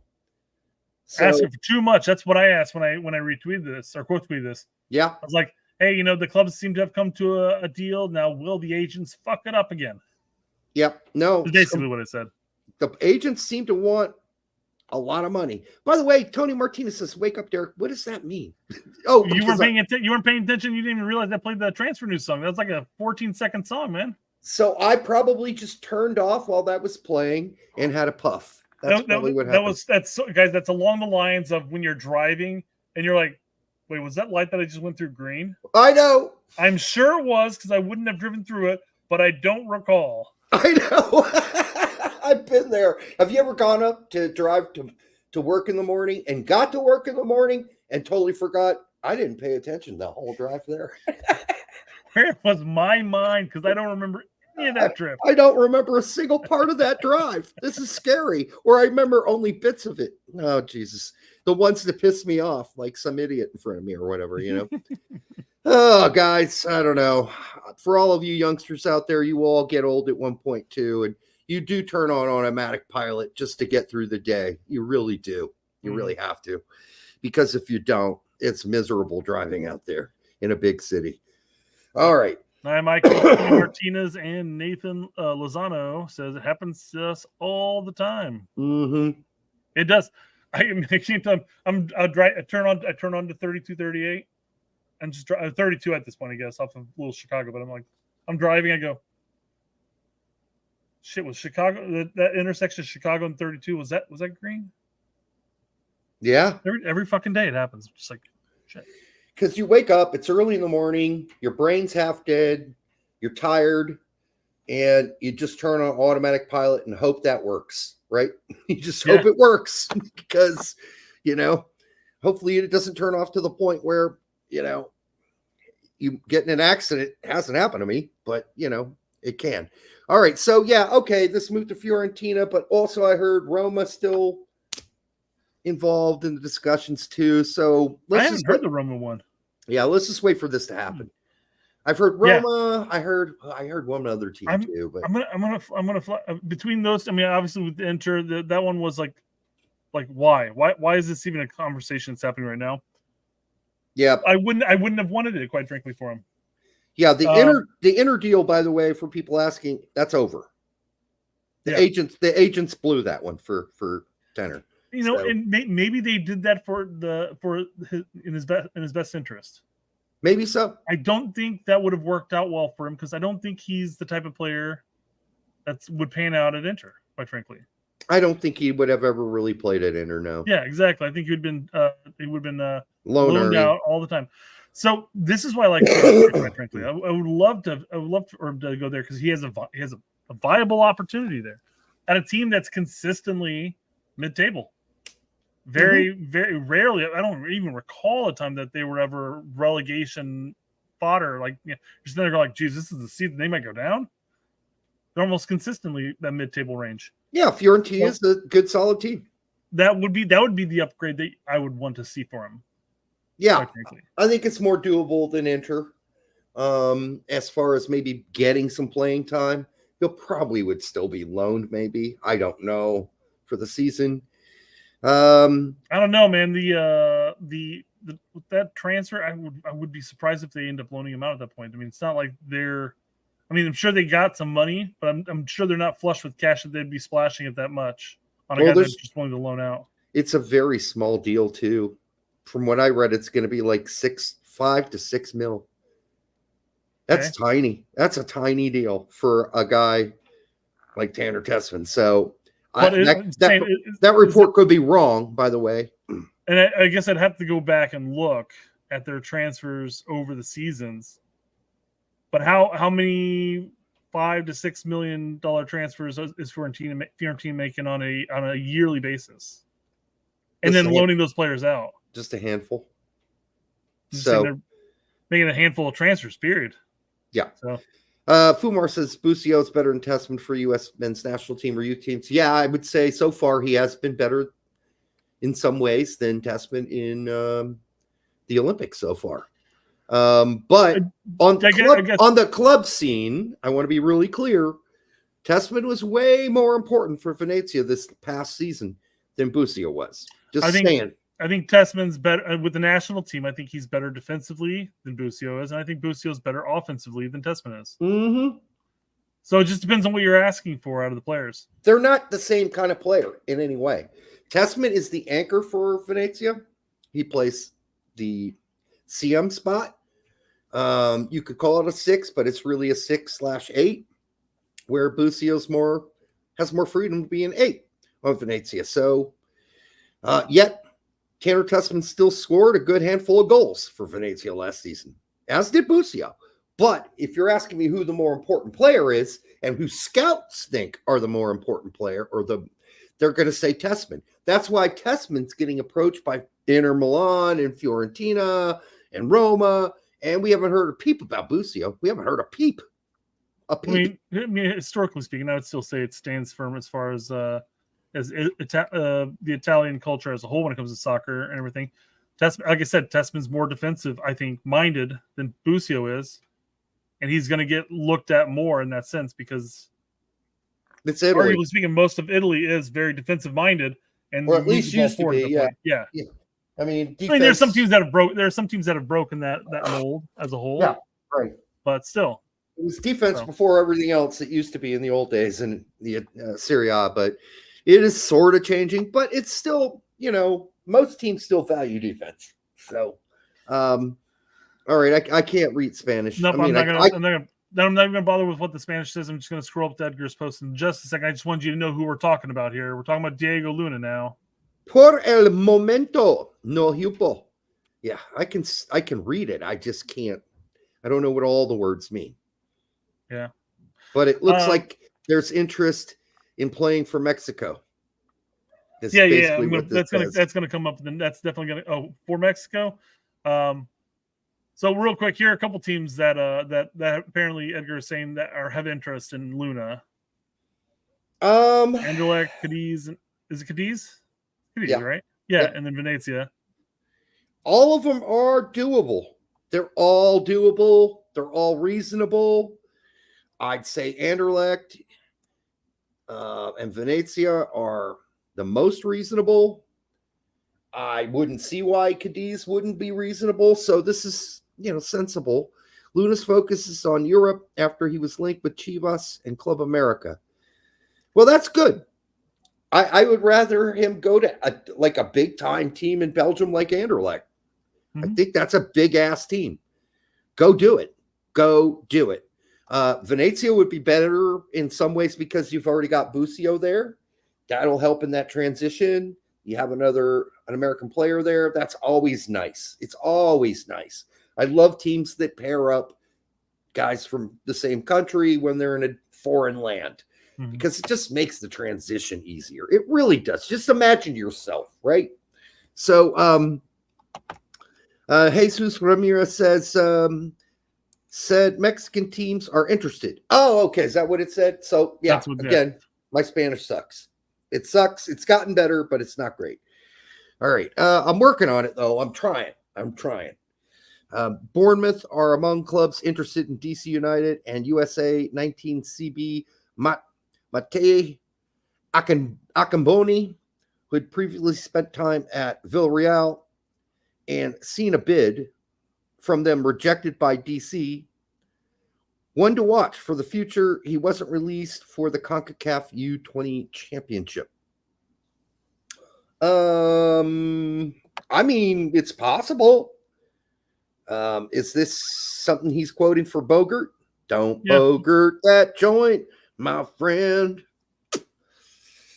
I don't want to get us busted, though, for using that. Yeah, I'm sure if we dig into this Give Me Sport article from him, we'd probably find it. It probably says that exact thing. I mean, that's cool. I mean, listen, I wouldn't get your panties all up in a fire or anything like that yet because we need to see what happens. And we need to see if DC United lets him go. I hope they do, because DC United, according to Griffin Yao, is really, really, really bad at developing youth players. Like, they're good at getting them to a certain point. Sure. And then not having a plan for them. And what we've seen from Griffin Yao so far in the Olympics is he's one of the more exciting players on that team. And I know people are even talking about give him a shot on the big boy team next time around. We're weak out wide, Maybe. I mean, I'm not against it, but so was it USA Ultra? Was that Ultra Talk that you just had up there? Yeah, I'll come back. Yeah, it's Ultra Talk. American Ultra Talk. Like your show, so don't take this the wrong way, but I think you had posted up in the chat when Tact and I were just talking a couple nights ago live that you thought we played a 4-3-3. You can think that if you want, but honestly, that's not what it was. But we're just going to disagree. We're just going to disagree on that. We're going to have to disagree on some things. What I saw with the women's Olympic team, for instance, was a 3-5-2 in attack and a 4-4-2 in defense. Listen, I'm pretty good at recognizing these things. And can I be wrong? Absolutely, I can be. But so it's okay. We're not going to always agree. So here's the U19 center back from DC's season so far. Good thing DC opted to not release him for the U20 qualifiers, right? Oh, yeah, because he plays so often. I mean, he started getting some minutes there, but then he's back on the bench. Yep. So, yeah, good thing. Good thing. I mean, handful of games.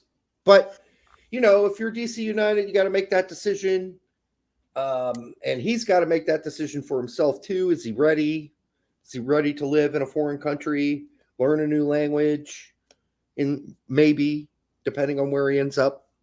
I don't know if he speaks Spanish, but if you're going to English, though. Huh? He's in Bournemouth. Yeah, Bournemouth would be fine. I'm talking about Villarreal. Well, he previously spent time over there, so either he acknowledges that he can't speak it, or he can speak it. In England, it won't make a difference, obviously, at Bournemouth. But if he does go anywhere else, although, let's be really honest, most Germans speak English or some amount of English. Spain, not so much. Not so much. Not so much. So, go ahead. Sorry. Sorry, I'm just responding to the chat real quick. Mm-hmm. Okay. Got some Jack McGlynn rumors here. There's heightened interest from Real Sociedad and Jack McGlynn. Not sure how where exactly he would fit in there, and whether or not he would just be sent down to Sociedad 2, kind of like Jonathan Gomez again. Sure. But PSV has been scouting Jack for over 2 years, and there's more interest from Belgium and England. I'm imagining the England one would be Championship, and Sure, the Belgium one, who knows? I would prefer he go to Holland rather than Belgium. But can Ernie Stewart and PSV really afford to get another American on the team? That'd be 4 Americans. I just don't think he'd play much. That's the problem with going to PSV's PSV. midfield? Yeah, I mean that'd be a struggle to break into. It's stacked. I mean, I just don't think he's going to get much opportunity. So, yeah, I mean, I'd rather see him go to Holland, but not PSV. I'd rather see him go play at Utrecht. They could use him. If Utrecht are really, really engaged in taking it to another level, then you got Booth, Aronson, and McGlynn on the team. I think that's those guys are gonna be difference makers for Utrecht. Pile it up in Utrecht is what I would say. Make the team a competitive team. The lack of rumors around Gio is surprising. It's not surprising to us, Frank. We've been saying this for weeks. Especially after the article came out that said Gio has no future at Dortmund. We provided you other evidence that is bullshit. That the board at Dortmund fired Terzic not because he's a bad coach and they didn't like him anymore. They fired him because he wouldn't play the young players. And many of the young players on the team, not all, many lost market value in the last year. And they were pissed at him for that. When your market value for Gio Reyna goes from 40 million to 18 million, or whatever it is now, 12? Because I don't know. The last I saw, he was still at 18. So, but they're not going to get any more than 12 for him. So they were about to make boku bucks on a guy like Reyna. They've got other players on the team who've lost market value as well, who didn't get to play this season. They're pissed about it. They were pissed. That's why he got let go, not for any other reason. So I would expect to see more of the young players at Dortmund get more time. And in fact, the guy they hired was a former Dortmund coach who worked with all the young players prior. That's not an accident. It's not an accident. Moukoko lost a lot of market viability. Absolutely did. This is what Dortmund is pissed about. So don't buy this story that Dortmund are ready to get rid of Gio or Moukoko or I can forget the other kid's name. They're not getting rid of anybody right now.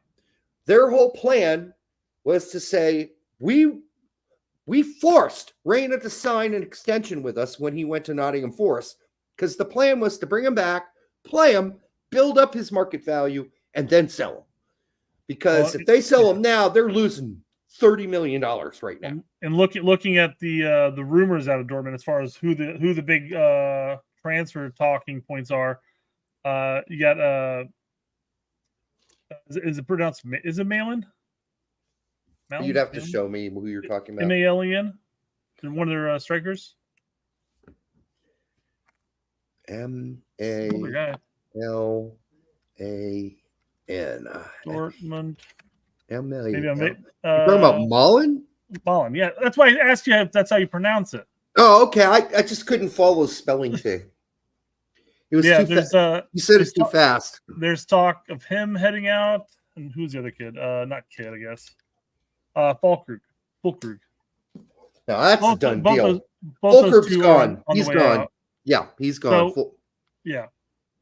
So, yeah, I mean, there's going to be a little space here. Royce is coming possibly to MLS. I thought that was a done deal, too.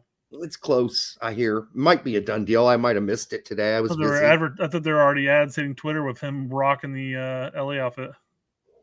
Yesterday, they said it's not confirmed. So maybe something happened today. But it is Milan. So, so we'll see what happens. Good to see Gio Reyna in training and heading off to Switzerland with Cole Campbell. And we'll see what happens, people. That whole Gio Reyna has no future at Dortmund. That's a bullshit story. Don't buy that shit. Don't buy it. Don't buy it. It's not true. No person in their right mind likes to lose money, especially we're talking 20, 25, $30 million on a prospect they had developed into a $40 million transfer market player and then go sell them for $8 million. It's just not something they're willing to do. So they're going to give him a chance this season to prove himself and rebuild his market value. That's what they're going to do. And if they don't, and because somebody comes along and is willing to spill, let's say, 18 mil, that might do it because that's their asking price. I think they would do it for 18 mil, but as far as I understand, nobody's coming anywhere near $18 million as an offer for Gio Reyna. So they really have no chance, no choice but to rebuild his value and all the 3 other young players they fucked over last season. So Pat Cogney says, I was under the impression that Gio wore out his welcome at Dortmund. I'd love to see him succeed there. With the organization as a whole, I don't believe he's worn out his welcome by any means. He wore out his welcome with Terzic because he didn't rate his defensive capabilities. And he's kind of worn out his welcome with some of the fan base because he liked the that Instagram photo of Bellingham after he won the Champions League. Who's his best friend?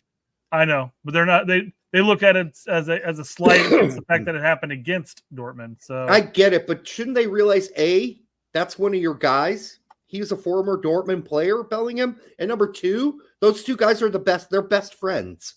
Yeah, Bellingham even said, "Who's your best friend?" Gio Reyna is my best friend. All right, so not only that, I think if Gio stays at Dortmund and he gets put on the pitch and he produces, I think the fan base will turn around just like they're kind of doing with Aronson over at Leeds. So they're going to try it. I can tell you that much because they're not going to get an offer. They're just not at this point based on what's happened from the injuries to Terzic not playing the young players. He's lost all his value. And you go to Nottingham Forest where you think you're going to play a 10 when the best player on the team at Nottingham Forest is a 10? That's insanity. That was a horrible move in the end, thinking back on it. Very bad move. And so even though he got some minutes. I think it was over 1,000. Was it over 1,000? He averaged about the same amount of minutes as he was at Dortmund at the time. Yeah. So not the greatest of moves. I will agree with that. But for Dortmund just to give up on him or any of the other young players they fucked over last season would be the worst thing they could possibly do because that's what Dortmund are known for doing, developing young players and selling them. And if they stop doing that, the board's going to be extremely pissed off at whoever the coach is. Again, they brought in a younger coach who knew Reyna, and when Reyna got there and was developing as a youngster at Dortmund. And I think he's going to have a good connection. We have heard nothing from the coach, by the way. All we have is that one report from Sky Sports. Fuck Sky Sports. They're wrong 80% of the time. So take that for what you will. So jumping back to the loan deal for us and stuff like that, and whether or not it was good or bad. As far as playing time is concerned, I think we can all agree that not good. It was not good. Nope. But I think if you take there's other aspects of the loan that I think was beneficial for him. One, he got his feet wet at EPL. He felt what it was like. Maybe he feels more confident that he can actually continue to perform there if he can find a club that's willing to play him. He didn't look overwhelmed either. Exactly. By the way. That's kind of my point there. Yeah. Yeah. He did a much better job summarizing what I just said. Perfect. Yeah. He didn't look overwhelmed, as you say, but he also had to go play defense. Yep. And different exposure than what he was used to at Dortmund at that point. Yep. Because you're playing for a completely different type of team. Yep. Had to go play defense at Nottingham Forest. That was a good thing. Even though it was like only, 45 minutes or 35 minutes in one game and whatever it was, 15 in the other game. The game I remember the most is the game against Fulham, and he had to play a good 30 minutes of defense straight in that game. And I think the other good aspect of that loan, even though the playing time may not have been there, I think it was good for him to get out of Dortmund at that point. He was clearly sulking and not having a good time there. He got into a little kerfuffle with Hummels. Clearly wasn't seeing eye to eye with Terzic. He needed some new scenery. And if you looked at the training videos from Forest that they always posted, he was always running around with a big smile on his face. He was having a good time, enjoying himself. And I think that was probably the best move for him in that sense, is getting new scenery. That may not have been a good loan spell, but just getting out of the day-to-day Dortmund rigmarole that he was enduring. Just getting away from Terzic, let's be really honest. Yeah. Untouchable says exactly, Brett, so why go back? Because he signed. They signed part of the deal, the agreement, when Reyna forced himself out and his agent forced himself out for a loan, was that, all right. We'll let you go out on loan, but you got to sign an extension with us. That was part of the deal. So he has to go back. There's no ifs, ands, or buts. It gives Dortmund a little more leverage to try to redeem some of his market value when transfers coming up. Because if he did, he'd have one season left. This would be his final season. And by January, he could start negotiating for free transfers at that point. And somebody asked earlier, I can't remember what they asked now. Damn it. I was in mid-thought there. All right, anyhow, somebody asked why, All right, move on. I forgot. That rarely happens to me. Pisses me off. Okay.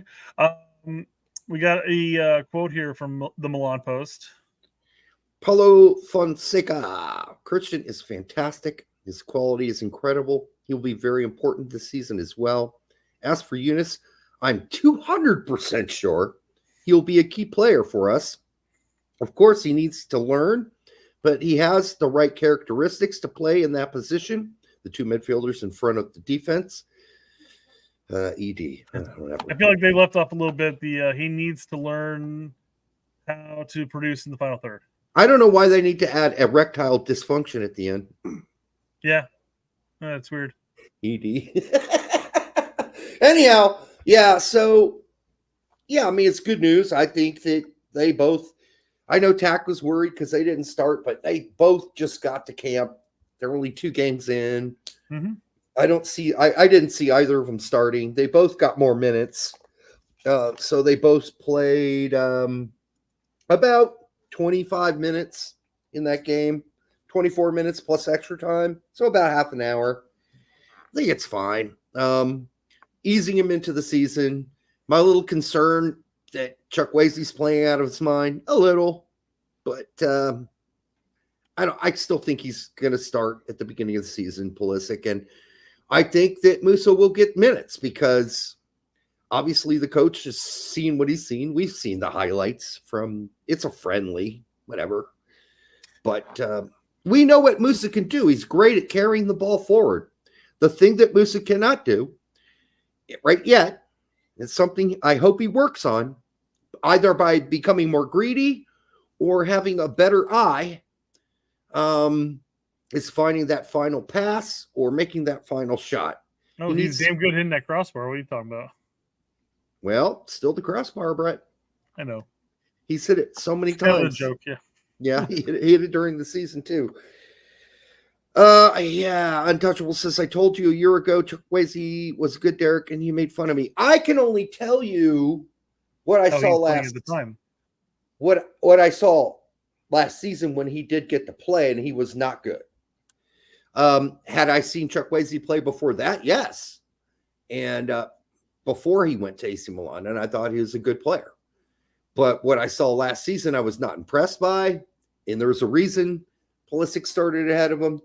But right now, he looks really confident. And confidence is, for an offensive player is really, really important. And so if he can carry that into the season, yeah, it could be a challenge. They might want to split time between him and Pulisic. It's very possible that could happen. So it looks like Chukwueze's got his confidence back. That's what I would say. Yeah.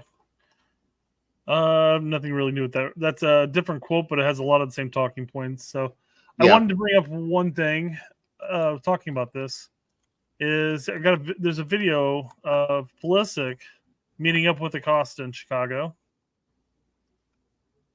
Okay. I want to mute this. You can't hear the audio anyways, but look at they swap out jerseys. Here, you take this, I'll take that. And it's a nice little video. Two friends getting back together. Sure. Reason I bring this up is because I made the joke that from Pulisic's standpoint, he goes, I went to Chicago and all I got was this lousy shirt.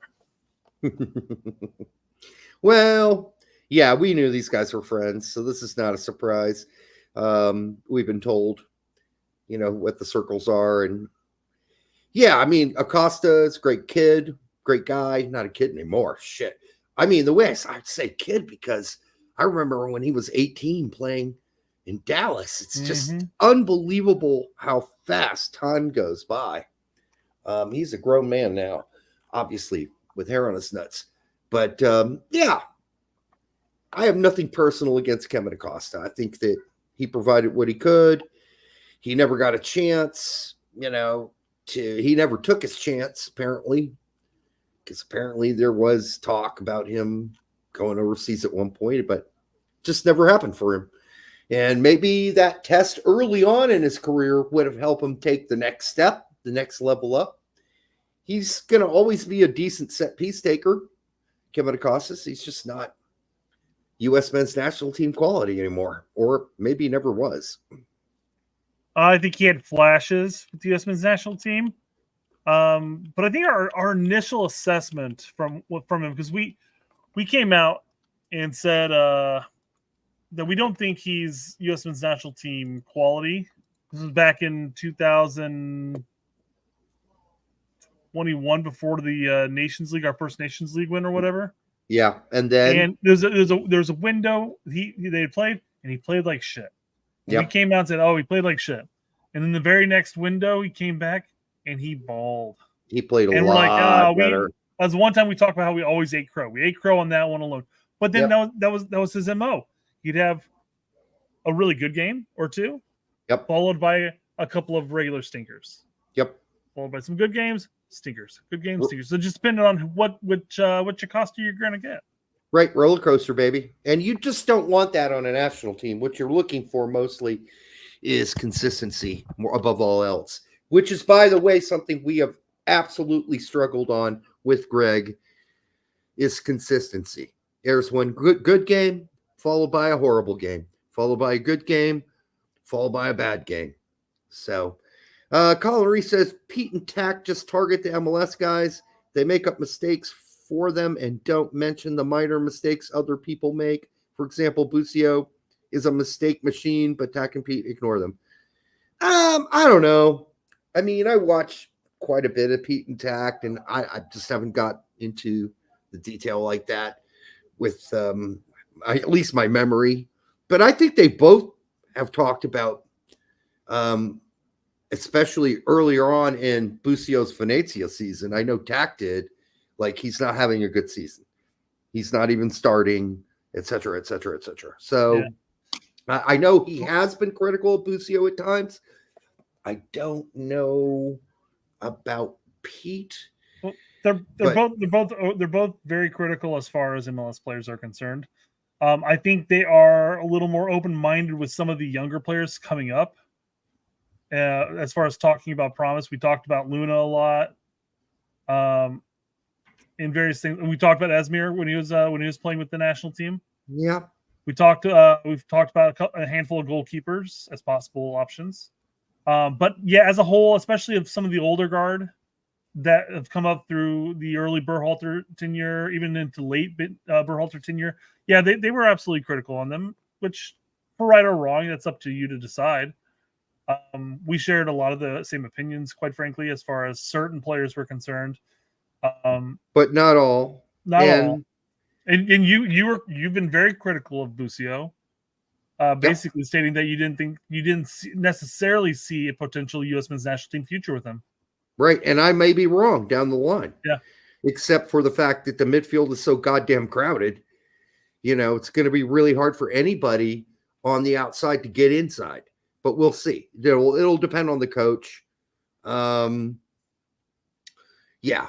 So, I mean, I don't really, because like Brett, I have an MLS team, and I'm not an anti-MLS guy necessarily at all. I think for us, it's just a matter of like, what do we see when we watch the games? And we've been pretty high on your guy there, the young kid at Chicago. Yep, Gutierrez. Very high on Luna. Like, they're MS players we really think could bring something to the U.S. men's national team that we don't have. And it's also possible though that we see, a player like Luna or Guti continue to play in MLS and maybe stagnate a bit. Stagnate. Yep. We're going to sit there and go like, well, maybe they aren't necessarily U.S. men's national team quality. We need higher competition. We need to continue to develop and grow. We watched Wiley stagnate at Atlanta. Now he's on the way out though. So he's at Chelsea. So we'll see who'll get loaned out. That's also the problem too, because obviously a lot of people were really high on him from the get-go, but he peaked and then plateaued. Now I think a lot of that plateauing for a lot of MLS players occur because there's really no competition for them to lose their spot, so they get a little comfortable. Touches get a little sloppy. We saw that with Bradley. Dempsey talked about it too when he came back. Dempsey was very open about the fact that that was the worst thing all of them could have done, is come back to the United States and played in MLS. He said all of their, their basic levels dropped, all of them. And, he's honest about that. And I like that because it was true. We all saw it, but at least he now told us that was true. And it wasn't just some weird perception we had. No, all of them dropped a level. That's Josie, Bradley, Moadu, even Dempsey said he dropped a level. I mean, he said it about himself, but he said all of us did it, and we all dropped a level coming back. Colin is Max Bros' burner account. No, Max does his own damage on his own. Trust me. Listen, did Jordi Mihailovic have an amazing free kick? Yes. Was that a beauty? Absolutely was a beauty. But to take that game and forget about the two prior games where Jordi was a passenger for a lot of the game, when he's expected as an overage player to be leading this team, which he did not do. Busio was much more of a leader than he ever was in the first game. And so I think my problem is I had higher expectations for what Mihailovic would do in this tournament. I'm sorry if that's sorry if that's too high of expectations, but based on the way he's played at Colorado this season, based on the fact that he's an overage player, I wanted more from him. And so far, I've got a great free kick and some other good moments. Yes, some good moments. But the first two games were just not great. I needed more than him being a passenger. Just all I'm saying. So I think the France game was arguably his worst. Mm-hmm. I think he showed more in that second game. I'm less critical than the second game was better. Yep. I'm going to overall as a whole be less critical of Mihailovic than you and Tact and Pete are. I mean, your criticism on him is basically like you're expecting him to be more, and I understand that criticism. I think he's been an adequate player on the pitch, minus a couple plays, but also plus a couple plays. Problem is, you still see certain times when touches are hard. You make an extra touch to try to get control of it, and that kind of kills the play a bit. You kind of have to play backwards and more conservative. We've seen that with the number of MLS players, quite frankly, where in MLS you have the time to, if you do happen to make an errant first touch, you still have time to collect it without being pressured. In the international game, it's a little bit different. Outside of the France game, I don't have a problem with Georgie's play. I don't think he's been a standout by any means. He had a great free kick, an absolutely stunner free kick. Yes, that was a But big. I think when it comes to we're already kind of talking about it, but I think I've seen enough of Yao at this point to know that he needs to be starting. He should be starting. I think he needs to be getting a call up to the national team level at this point. And I think Aronson should be starting over Maguire. 100%. Yes. And I don't know if that's all Maguire's fault, frankly, because the system we play really does require a false 9, not an actual real 9, because the actual real 9 is useless in this particular setup. But yeah, so we'll see what happens there. But the point being, my only point is, has Jordy been garbage? No, he's been garbage. But as I said earlier, I just had really high standards. Being in the overage player, I expected him to lead the way in all games. Has he been as poor as some people say? No, he has not been that bad. There's a lot of people that are taking the Gold Cup performances, the fact that he left Aze early, which Colin was nice enough to point out the reason why, and I forgot. I didn't even know it was family issues, but still, issues, yes, it wouldn't have mattered. He was a passenger there anyhow. He would have continued to play there, though, is the thing. But some minutes here, some minutes there, you know. Maybe. But yeah, so he, I think people are looking at that along with the Gold Cup performance, and then not seeing him necessarily excel as the standout player for one of the overage creative options on this team. And you're getting a lot more creativity and dangerous opportunities from those top 3 we saw in this last match. Yeah, so I think there's a lot of that, and people are just saying, "Well, he sucks," but he's been okay. He's been okay, and the only thing I want him to see, and this takes some players a long time to do, and sometimes it's just not in you, right? To demand the fucking ball. Demand the fucking ball. That's all when I see the overedge player in the midfield who's supposed to be leading this team, that's what I want him to do. And it hasn't always been necessary because we've had some great play from Yao, some good moments from Booth, some great moments from Paredes. So but to be fair with that too, though, there's been some not great plays by Paredes as well. Yes, exactly. So this has been perfect for nobody. Let's be real clear. Yeah. Like Yao is probably the most spotless, but he still has spots. He's had less playing time though as a whole. Yeah. So this last match was his big match, and he's shown. He hit the post like what, twice? Yeah. So, Aronson has had some issues. There hasn't been a perfect player out there on the pitch. There has not been. Miles has had some rough moments. Thank God for Zimmerman in some of those rough moments. I can't believe I'm saying that. But Zimmerman's not in the chat. He won't get on you too hard. Zimmerman has been pretty reliable compared to Miles. Yeah, I mean, Tolkien's been surprisingly a lot better than I thought he would be. Not blowing my nutsack off or anything. So, we're learning about some of these guys. We're learning about a lot of them. Has anybody, been amazing all 3 games? No way. Nowhere, not even close. The most interesting aspect of all this is that Mitrovic has actually done a good job taking these players who aren't playing week in, week out together and getting them to play well together. Right.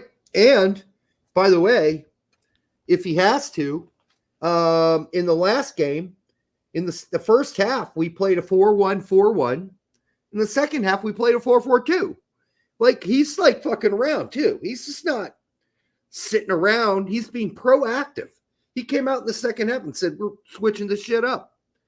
And I mean, for a 4-4-2 to be played at all for a U.S. soccer team, whether it be men's or women's, like a year ago, would have been considered sacrilegious. It just didn't happen. And that's changed. It's all changed. The whole thing's changed.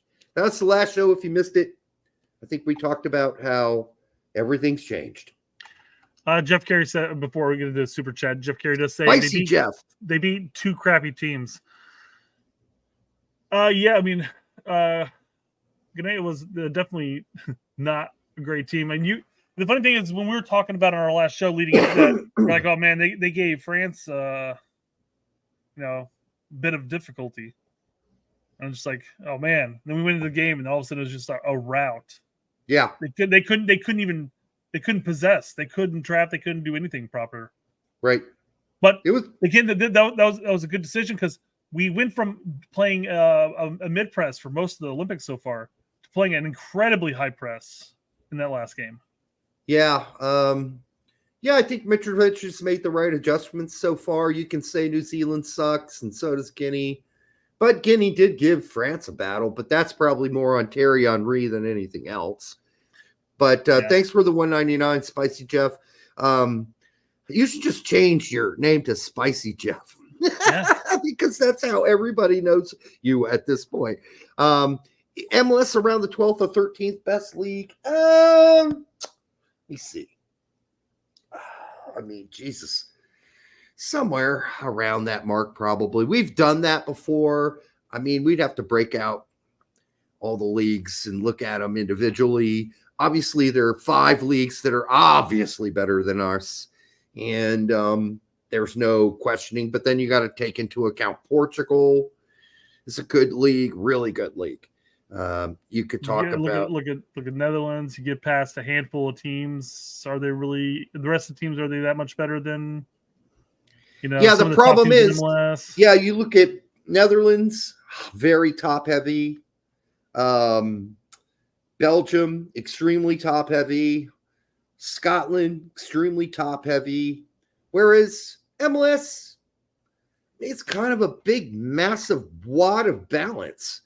So the league itself, is kind of balanced because of, obvious reasons. There's a salary cap. So there's going to be ish. Yeah. Well, yeah. You got Gam and Tam and all the sorts. You got Gam, you got Tam, you got the DPs, and we're not talking about double penetration. I will say Tolkien has probably been the most consistent throughout the tournament. Yeah, he's been. I think he's probably been the best as far as consistency is concerned. I think he's been really good and surprisingly so. I mean, not totally shocking. I'm not shocked, but I mean, he's a really confident guy. And I was kind of surprised that in the last match that he wasn't pushing up into the attack more. He was kind of sitting back quite a bit. But it worked out. That's all that matters. You mean after the lead or during before the lead? For the first half at least. Second half, he got up a couple here and there, but I don't know. I felt he sat back most of the match. We did fall back in the second half into that 4-4-2 block. So he didn't really push up in the first half because most of that first half, Georgie was pressing up with the other 3, and he was out wide left so much. When you're playing a 4-4-2, there's unlike a 4-3-3, as you well know. In a 4-3-3, there's going to be a lot of crossover with the backs and the wide players in a 4-3-3. In a 4-4-2, not quite as much. Not quite as much. It's just that's what a 4-4-2 does, right? So you're not having a lot of overlapping moves by the backs. Now you can if you make that an emphasis, right? But the great thing about a 4-4-2 is you got 2 forwards already. And so if you got one of the wide midfielders already going up the field, he's already providing the width. And the right back and left back end up being support pieces for that width because you've already got 2 guys in the box or near the box or around the box. So I really I'm old school, and I know you are too. We both love the 4-4-2. And it's not the be-all answer for every team, obviously, but so far, when we play the 4-1-4-1 and the 4-4-2 in the Olympics, it's looked good. Kyler for $5. Thank you, Kyler. I found out about a potential job change next week. Unlike GGG, who apparently has no suitors, wish me luck. Well, I mean, as was pointed out by Fabrizio Romano, is this a really bad time to be looking for an overseas job if you're Greg Berhalter? But at the same time, Fabrizio Romano also said, oh, yeah, he's a low-tier Premier League manager. That's what I think his level is. Yeah, right. Okay. Whatever. I don't believe that for a second. Sorry. So that's why you don't ask Fabrizio Romano for his opinion. He's really good at reporting shit that he knows. Really good at it. One of the best out there. Opinion? That's his opinion. And we all have one. Like the pink little star assholes that we all have. All right. All right, we got speaking of opinions. Oh my God. Yep, We're about to play Lawless this. video here. Oh my God. This Lexi, why? Why we were doing so good, you and I. You and I were having such a good relationship. We were talking about music. We were joking around together. And then you come out with this. It hurts. I feel like I've been stabbed in the back. I really do, Brett. Yeah. I think Lawless is being lawless here, quite frankly. He's stirring up the hornet's nest on 100%. purpose. Yep. On purpose is what you're saying. Because, spoiler alert, there's no way in hell Lawless would ever take the Olympic squad over the A squad to Copa. And if he did, he should never be the U.S. men's national team coach, which he was so happy to take the job if asked. Which he was kidding, of course, because he knows he's never going to be asked to take the job. Let's play it. Some people in the chat don't know what the talking point is here. I gave a little bit of a spoiler alert, but here's his words. Would you have rathered seen this version of the U.S. men's national team in the Copa America this summer? No! Pulisic is kicking ass right now, and Walker Zimmerman and all these types of players, the Busios, players that have been in the national team. In terms of the fight, in terms of the I'll give him that much, the fight. I'll give him the fight. The emotion, that's all there. You know, that's on Greg. At least Mitrovic is getting the fight out of these guys. That's obvious on the field, okay? But that's on Greg, because Greg's a pussy fart and a queef. And he couldn't get that fight out of our guys in Copa. For the 300 of you here, make sure you like, subscribe, share it with grandmother, slap your stepsister right in the ass and say, I love you, babe. All right. Not hard. Be gentle. Be gentle. Sorry. You said in the ass. You mean on the ass? Did I say in the ass? Yeah, it was a little weird. Well, this is the saying. Slap her in the ass, you know? Good news is Lawless has a guardian angel sitting on his right shoulder here. Oh, named David Mossy, who's going to hold back his incredible laughter. So. I don't think so. I mean, he doesn't want to lose his job, but you know what he's thinking. Yeah. We're really playing this game? Well, let's see what he says. Emotion that this has evoked in you, obviously, for getting out of the group and what they've done. Would you have rather seen this team? No. I know the Copa America went the way it went, but your best bet in that tournament was still to send your strongest senior team with the likes of Pulisic, McKennie, and company. So this team would have... No. This team would have done worse. Yes, it would have done worse. This is a youth team. All right, holding myself back because I like you as a person. We like good music together. Okay, all right. Let me pull it back in, Rain. I'm reining it back in. He's fishing for you right now, Derek. It's like, come on, Derek. We need another epic rant. Let's do it. Come on, do it. No, I'm not doing it again. Sorry. Well, maybe this will convince you. Would have done worse. Well, it's hard to do worse, but I don't know. It's tough to visualize. I mean, it's still a mostly under 23 team going up against older players, so I'm not sure how that would have translated. Would you? No, he's not being a dumb guy pretending to be smart. He's not. I'm telling you, he's a fairly smart guy. I've gotten to know him a little bit. He's smart. He's a smart dude. But he knows what he's doing. He knows what he's doing. He came on our show and told us he is a troll on purpose. Yeah. And that's what this is. He is trolling so hard. It infuriates me. It really does. He wrote that. Before the show, he had this written down. Yes. He knows he's going to take this clip, post it up, and it will cook. I mean, it was an hour. It was an hour and a half show, and they clipped this out to put on Twitter for obvious reasons. Derek, come on. I mean, this is not a secret. They did this shit on purpose. On purpose. Like, this shouldn't even be a question whether or not you want to play a bunch of U23s against grown men in the Copa America with 3 overage players on your team. Come off it. Now, did they provide fight? Sure. I like the fight that Mitrovic is getting out of his guys. The fight that Berhalter got out of his guys was a limp dick, flaccid, needing Viagra group of dudes. And it was a different thing. But that's on Berhalter for not being able to get his... But Berhalter's well known for not being the kind of guy who could inspire anything. He couldn't inspire a hamster to eat a fucking corn on the cob. Seriously, he couldn't. He has no... what do they call that? Aura. Greg's got no aura. He's got no... God damn it. Trying to think of the right word. But he's just not an inspirer of people, Greg. So I'm curious because if we could break down certain players on this Olympic squad that we would have gone back in time and called up to play, who could they have been? Charisma. Thank you, Laves. I think having Yao as an option for a Pulisic replacement would have been great because I see a lot of similarities there, taking on the players, etc., trying to create opportunities.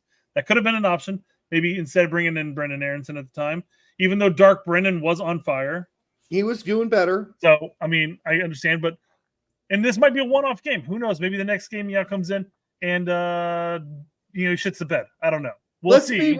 Let's be real fair about Yao. He's never been completely tested yet. Like, this is the Olympics. He's playing against other U23 hairless ball sack guys. He had a good season at Westerlo. Westerlo plays in Belgium. That's not the best league in the world. Right. So what we're hoping for Yao is that he has shown moments that he's ready for something bigger. And I hope he goes to somewhere in Holland. Again, let's throw him on Utrecht too. Let's throw him on Utrecht. Why not? Let's just have 5 Americans start at Utrecht. Fuck it. Let's just do it. But go somewhere to a bigger league where you're going to be challenged by better players and better defenses. At least the top, 4 teams in Holland are usually pretty damn good. So you get at least 8 games a season where you're really facing competition. Where I just think that Belgium's not big enough for Yao right now. I think he needs to go. So, but I'm with you. I think there's talent there. I really think there's talent there. If he goes to Anderlecht as Pink Taco, that's fine too, because now at least you're playing for one of the top Belgian teams, and at least traditionally, and you might be getting some Euroball too. That's an extra challenge. The Euroball would be the only benefit at that point because, quite frankly, you're still playing in the same league. I mean, yeah, you're looking at like Anderlecht. The only difference is you've basically taken 2 of your best games out of the equation because you're playing for that team now. Right. I mean, you got 3 teams in Belgium worth a salt, really. Yeah. And then at least in Holland, you have 4 or 5 that are usually worth their salt. But, I don't know. I don't know what Yao's going to do. I don't know. I really like to go see play. Of course, I always say this. You say it too. Bundesliga. Go play in the Bundesliga. Please go find someone in the Bundesliga to play for because, some of those teams in the Bundesliga will give young players a shot. Yep. And that would really give us a better idea of exactly where you are right now. But I have been impressed by Griffin Yao, as I have been impressed by John Tolkien. So, go throw him on Utrecht there with Aronson and Booth. And who's the other guy we mentioned moving there earlier tonight? Let's just send him there too. Utrecht was Booth and... well, we were projecting players onto them. Oh, Aronson. Aronson was going there. Well, Aronson's already there, and so is Booth. So we were projecting 2 other players to go there. So I already forgot who they were. But anyhow, one of them... Tolkien? Was it Tolkien? Tolkien, yeah. I think Tolkien over Shaq Moore would have been acceptable. Yes, throw Tolkien on that team too. Make it an all-American team. Go get the whole, all the best players off the Olympic team and put them on Utrecht. I'll watch every game. I will love it. So aside from Yao and aside from Tolkien taking over for Shaq Moore, I could see, and I know Gaga hasn't played any this Olympics, but I could see either Schulte or Gaga taking over for Johnson in goal for the third spot.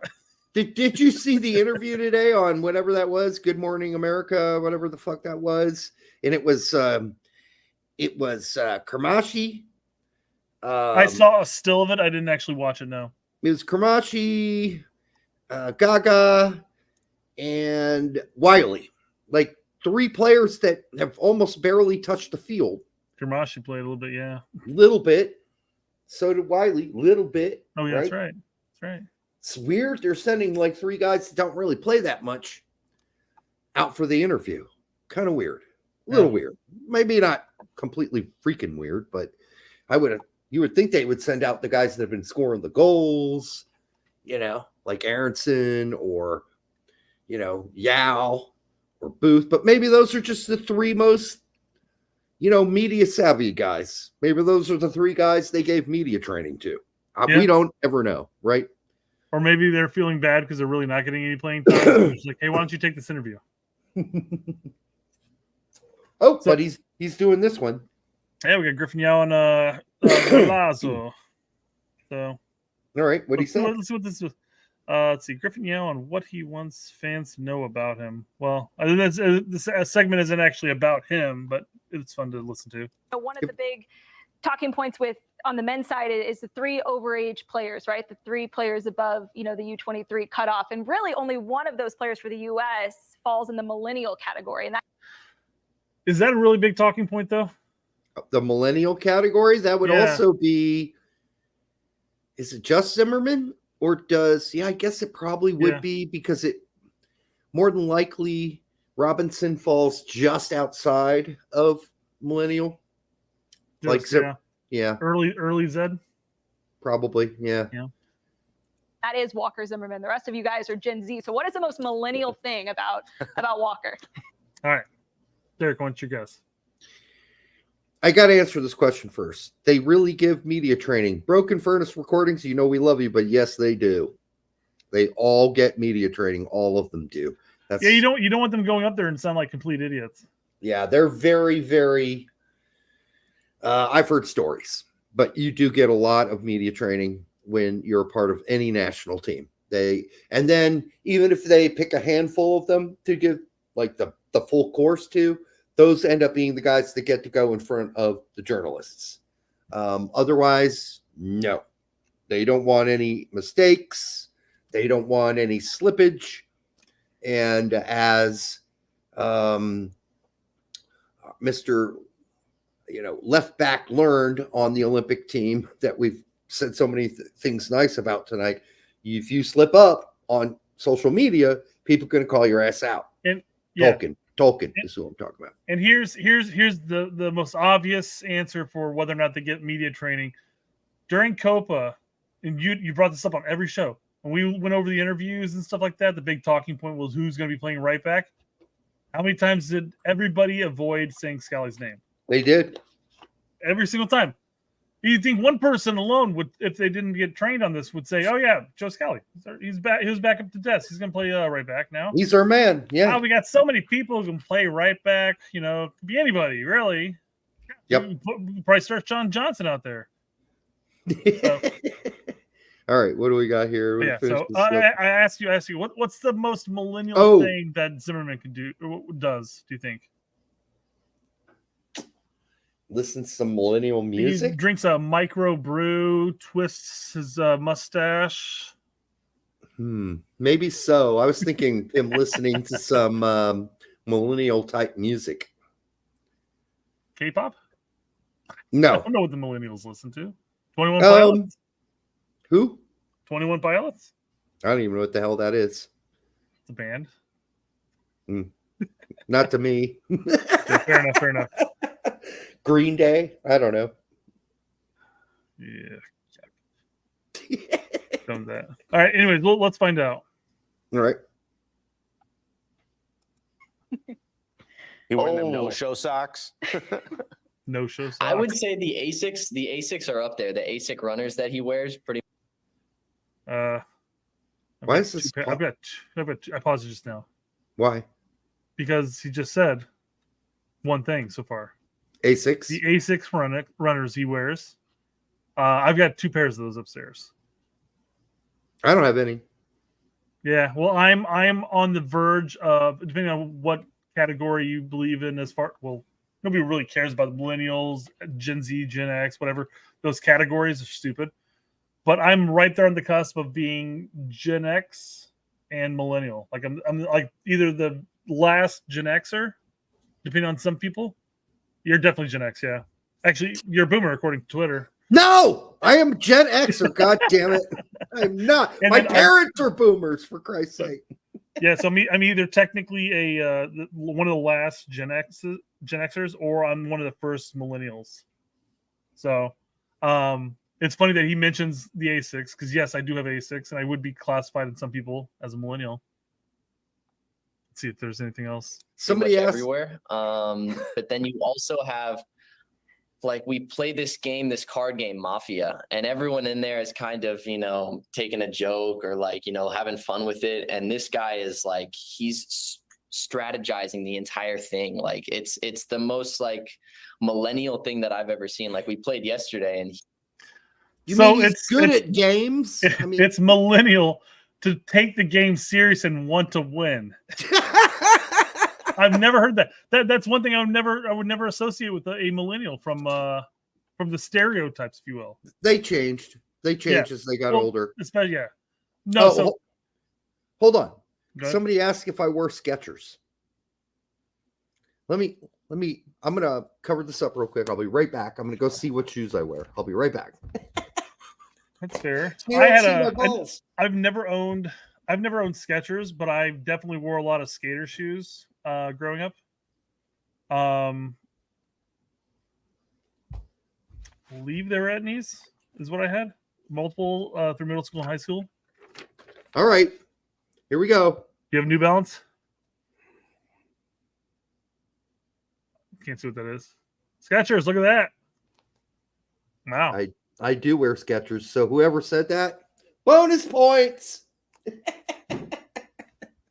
They're dress shoes. But yeah, they're Skechers. But I mentioned this to Cranks on because he had basically said the same thing about Zimmerman's like, so wait, he likes to plan out how to win a game. That's the most millennial thing you can think of. Yeah, that's what millennials do. And I go, that's the reason why I hate Cards Against Humanity. It's a fun game, you get good laughs every now and then, from playing it. But I hate the game because there is no rhyme or reason to it, and it is at the whim of how drunk somebody is. So it's not like you can plan ahead. It's dumb. If I'm playing a game, I want to win the game. I do too. So if I play Risk or I play gin rummy with my mom all the time, I want to win. I just do. Derek is still young and tight. Thank you, Daniel. That is hot, baby. I don't know if that's Daniel Tell, my ex-drummer, or going to be my drummer again in October because we're playing the last show we're ever going to play in Bloomington, Indiana. So should be interesting. So yeah, is that it? I do not wear sandals. Sandals are disgusting. I do not wear any shoes that expose toes. Toes are gross. Feet are gross. And I don't want to see your toes. I'm surely not going to let you see mine. I wear Keens during the summer if I'm going to the pool or the lake or something like that. But they cover your feet. That's the lake, So that's totally acceptable if you're going out swimming or something, But I don't want to see a grown man walking around with sandals. Sorry. This is what I used to wear during middle school and high school. Or more like Etnies and then Pumas. Mizuno? What? What is the M in Mizuno? Those are Etnies. Oh, why is E upside down E? Okay. Yeah. Okay, cool. No, those are cool. Those look great. Yeah, they were wonderful. Very comfortable. Can't really run in them though. They're not meant for running. Mine are really those Skechers. Those are just Very, very, very comfortable. I did used to wear Vans as well, Anthony, because I used to skateboard. I think we had some photos of me skateboarding up here at one point. Despite the fact that I wore the apparel, listened to the music, I never skated once in my life. I probably tried it once and fell off and just like, you know what, I'm going to stick with the bike. I was a half piper, dude. So that's cool. Yeah, I could do the whole thing. All right, but not very well. I was okay. I was like the basic, you know. I could pull some basic tricks. That's about it. This seems like smoke. Lots of blah, blah, until they name somebody. All this is just blah, blah. Well, if we read what 11 Yank says, from my source now, multiple high-level managers have been approached by USSF and expressed interest in the job. By the way, Pete, get better. I know you've been sick. I heard about another one just today during a convo with the top 5 league club owner. These are managers that would be in most fans' top 10 dream managers list. Figuring out new and existing contracts is complicated, and elite managers living abroad don't pick up and move their families to the U.S. without serious consideration. This process may take some time, and who knows, the USSF might not get a deal done for one or more of the aforementioned reasons, but they have reason to be confident right now.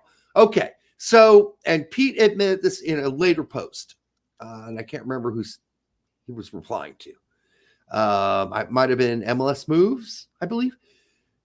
Listen, this guy feeding this stuff to Pete could be feeding it to Pete for his own reasons, because the person obviously has an inside track on U.S. soccer and is I don't want to say a leaker, but is, because doesn't want to put out his name, right? So yeah, I mean, Pete's just telling you what that person is telling him. And the same thing would go with tact, right? It's probably the same person, honestly. And you can only report what people tell you that you trust. And he wouldn't be putting this out there if he didn't trust this person. So is it blah, blah, blah? It could be blah, blah, blah, but it's probably only blah, blah, blah if it's a smokescreen, or if this guy who's feeding Pete this information is getting smoke blown up his ass by the people he's talking to at U.S. Soccer that he's affiliated with. And yeah, so I don't want to say anything else because I don't want to get anything away. So yeah, it could be horseshit. All of this could be fucking total horseshit for all we know. But I'd like to believe we are striving to get the very best. And that's what they're leaking. That's what they're leaking. Mm-hmm. So we'll see what happens. Yeah. After the show, I'm going to tell Brett who this is. Yes. I'm going to get drunk one night and leak it on the internet. Don't do it. Do it. Do it. I know who it is too. So anyhow, we'll hope that this is true because I want it to be true, number one. But then I'm cynical at the same time. I'm cynical. Colin Reese keeps saying Onyewo's picking the coach. No, he is not picking the coach. No, he is not. He's a part of the interview process. He is not picking jack shit. Jack shit. You don't know the fucking hierarchy system there. If you think Onyewo's picking our coach, that is not happening. That is not how it works. He is part of the process. I can tell you flat out, Onyewo. Colin, don't take this bad. Don't take this poorly. I'm just telling you what I know. Onyewo's not picking the coach. In the end, the buck is going to stop at Betty Crocker. I thought Betty's making the doing the interviews and going to make the pick, and then I thought the board has to approve it. Yes. Okay, that's what. But Betty Crocker's the one doing the traveling. Not saying Gooch isn't traveling with him. Not saying that. Not saying Gooch ain't making phone calls, but the final decision's going to be on Betty Crocker and then the board's approval. That's how this shit works. And when I say the board's approval, that means that Cindy Parlow-Cone gets a vote along, because she's president of the board, along with the rest of the other board to approve. Usually that can be pretty like, oh yeah, that's already, we agree. We're just going to, of course, give you the vote. It's not a problem. I hear Don Garber already threw his nay because we're not even reaching out to Trundolo. I'm not saying Colin's a dumbass, VMR. I didn't call him any names. Let's be nice here. I don't want to get into a fight. I'm just telling you what's going on. You can either believe me or not believe me. It doesn't matter to me. Go believe whatever the fuck you want. I really don't give a shit. I'm just telling you what I know. And in the end, this is going to be Betty Crocker's fucking decision, approved by the board, and hopefully, not hopefully, but JD Batson has really stepped up to bat, if you will, on this and has pushed this. Let's go for the biggest thing we can get thing. I know we have been very critical of JT Batson here.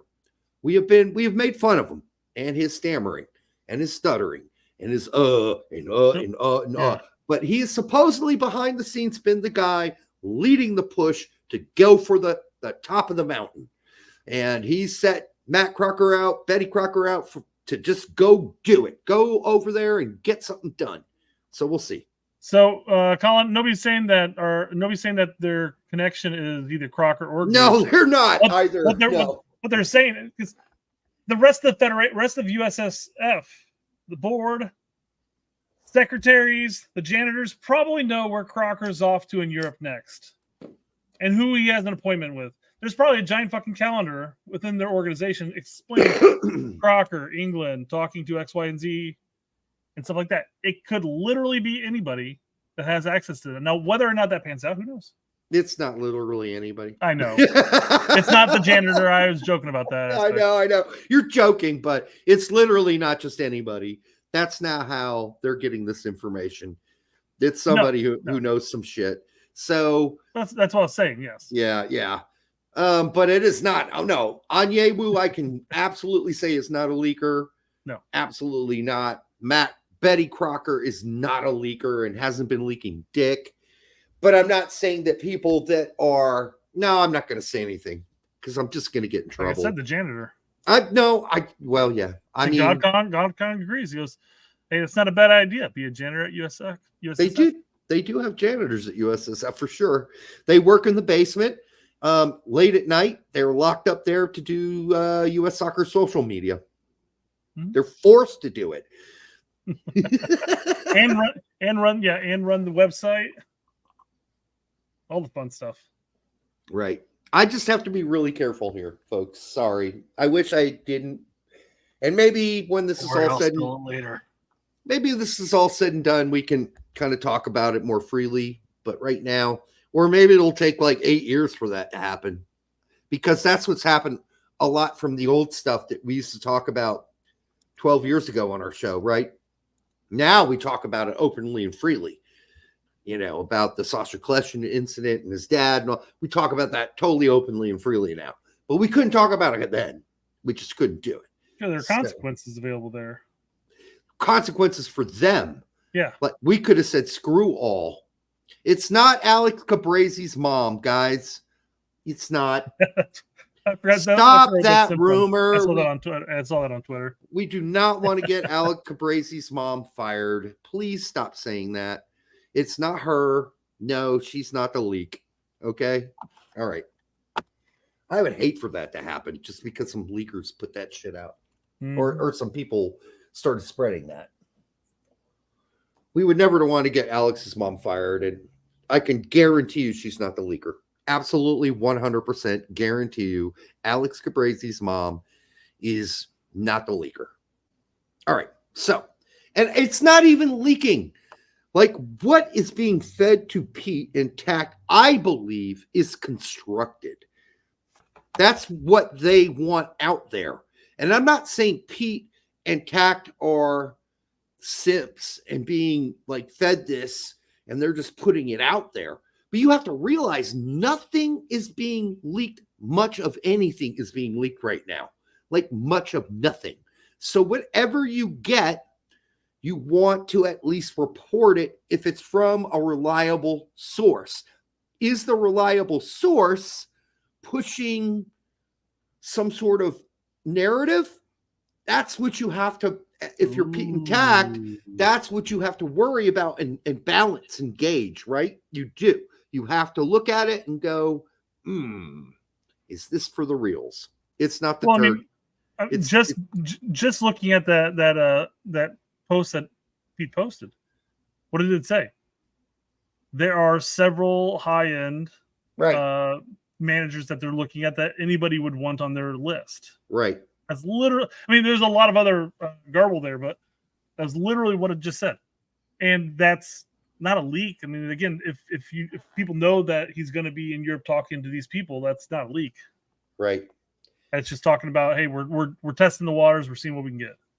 So BMR 209 says, Derek, you need to do a better job at getting in the info then. Listen, I do get info, but I do not want to put things out there that I think are building a narrative. Like because I'm a former journalist, I have a very high level of cynicism. Like, I just don't believe shit people tell me. I just don't. They want to prove it to me by giving me a little bit more info that I promise I will not leak, then I'll do it. And other than that, I'm fine. I'm not going to go out there and repeat what Pete and Tact already posted. What would be the point of that for me to do that? It would be redundant, and it would not be helpful to anybody. I am telling you guys, not that Pete and Tact are lying to you, because they are not. That is what they are being told. And they are letting you have the information. How you interpret that is on you. And how I interpret that's on me. I am cynical still. I hope it's true. As I said, I hope it's true. But I am cynical. I don't think we're going for Dolo. But do I think Dolo is like on the bottom of the list if everything else fails? Yeah, probably. He probably is. Well, and to your point, as far as the narrative is concerned, what happens if you have all this information coming out like, oh, we're testing the waters with all these people, they're going to be great picks, and their overall goal is to end up with Dolo in the end. So they're just throwing this out there as a dog and pony show, saying, "Hey, look, we're really trying. We're really trying." I know, and I've been fed all this positive leakage about JT Batson being this leader. And, you know, I reported on here that JT Batson was ready to go toe-to-toe with Don Garber on the U.S. Open Cup, and then the board fucked him over. And then I've been told that JT Batson's leading the way on shooting for the stars for the U.S. coach. I want to believe that. I really want to believe it. But we don't know. We really don't know. We know that Betty Crocker picked the best women's coach in the world. So there's that. So there is hope. We did it once. Can we do it twice? Can we get another really great coach? A really great manager? I don't know. I hope we do. And I'm trying, based on the info we're all getting, to stay positive. But at the same time, that inner cynicism about U.S. soccer is still there in my gut, and I can't get rid of it. I can't. That's why when I read the quotes from Pete and Tact, my stomach's still like, good. Really? Is that really true? Or is this a narrative that they're tricking you into building? Because they're not lying. That is the info they're getting. They're not lying. Derek, if your honest opinion, how attractive do you think the U.S. men's national team is? Yeah, it really depends on who you are, how attractive it is. I mean, if you are Pellegrino Matarazzo, and you've already expressed interest in the job in a small way, but have also expressed disappointment in the last process. Are you still interested? I don't know. Jesse Marsh clearly has come out and said the process was so bad he wouldn't touch it with a 10-foot pole. So I don't know. But then you have guys like Mourinho who have expressed interest in the job in the past. No rumors at all that he's been contacted. None. Zero. Absolutely zero. Not that you would want Mourinho necessarily, depending on your own personal opinion of him. So, yeah, how attractive is it? It's a home World Cup with a team full of very promising players. I think it would be pretty good. And plus, if you're a club coach now, it's a much more relaxing job, I can tell you that, than being a club manager. That's a 24/7 job. That's a pain in the ass. So, there you go. Yep. Different strokes for different folks. All right, last topic of the night, guys. Last topic is we are tomorrow the U20s. This is the U20s. Yeah. Yep. Yeah, we're playing Panama at 5 p.m. tomorrow. We should win. It's as simple as that. There's some players that have had some good games here. I've liked some of these players. I think some of them are possibly hopefuls in the future. So we'll see what happens, but we should win the game. We should win the game. I know that's a simple thing. But news is we already qualified at this point, so now let's just take it to the next level and get into the finals. Yeah. Really? I mean, if you're asking me which one of these guys right now is going to break out and 5 years from now, 6 years from now, play on the U.S. men's national team, I can't say really any of them right now. And then the way we just played in the last game, which looked a whole lot like Burholder Ball, by the way, for most of it, it was painful to watch and quite boring, and we did come out with the win. A lot of these players did not impress me in that last game. In fact, I really thought Guatemala in big chunks of the game looked quite dominant against this team. So there have been a few players on this team that I have had great moments, but my dick is firmly attached to my body because it's not been blown off. I would like to watch a game versus Panama where my dick gets blown off because I'm so amazed by the play, the movement, the transition between defense and offense. But so far, we've just basically done the bare minimum here against Guatemala, and that's unfortunate. So we'll see. I'll say, of course, they're a little bit younger, but unlike the Olympic squad, they're not playing cohesive enough for me. For the bits that I've seen, a couple of games, I didn't get to watch the Guatemala game, but on top of that, passes and touches are a little bit sloppier. Of course, again, they're younger; they might not be there, but they all have that hunger, that grit that I did like to see in those couple of matches. And I've seen flashes from a number of the players. I mean, hopefully they'll continue to develop and become consistent players. I don't necessarily know if any of them will be starters in the future for the U.S. men's national team, but we definitely do need depth as one thing. So I mean, you could argue this isn't even the best U20s we could bring. Very true.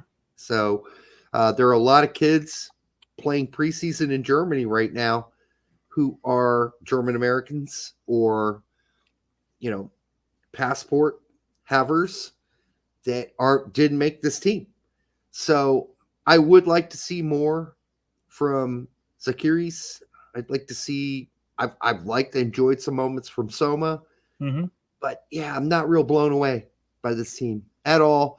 Nobody's In the old days, we used to watch U20s. There was always one or two guys that were like, whoa, this kid's got something special. This kid's going to be. And then I was wrong, of course. I was wrong. You might see it at the World Cup, though. Again, like you said.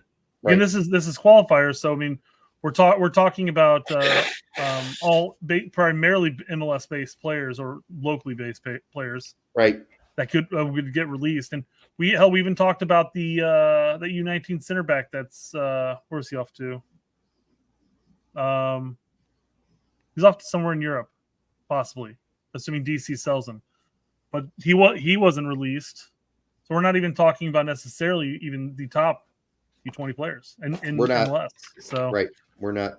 So again, you might get your balls blown off or whatever you said. Dick blown off. Yeah, your hair blown off, whatever. Same old difference there. You might see it later on. All right, we got one more thing to cover though. Oh, we do we? USA Morocco tomorrow morning at 9 a.m. in the Olympics. Oh, yeah. I guess we kind of glossed over that when we talked about the Olympic squad. So this is another game that's winnable, very winnable, very winnable. Even with the roster we have, it's very winnable, and it's a game that if we can get into the medal stage, it's going to be, for casuals, it'll probably be pretty exciting for a lot of casuals. For those that know, we know what this team is, and there are probably a handful of players on this team that might ever compete for a 2026 spot. But as far as casuals go, they might watch the game and think, well, yeah, U.S. soccer doesn't really suck because we're fighting for a medal. That would be nice. I don't think it's going to be mind-blowing or it's going to change the landscape of how most Americans feel about soccer, or men's soccer in particular. Well, at the very minimum, it takes away that bragging right that Mexico fans have over us. Yeah, fuck them. When was the last time the U.S. got a medal in the Olympics? Yeah, fuck them. The Olympics is Olympics. Still there with that for those of us in the know. I know Pete and I have disagreed on this. The casual fans will be happy if we get a bronze medal, if that's what happens. And that will quickly fade out of their memories. And they will move on back to basketball and football and whatever else is happening in the Olympics currently. They will move on. That's what casual fans do.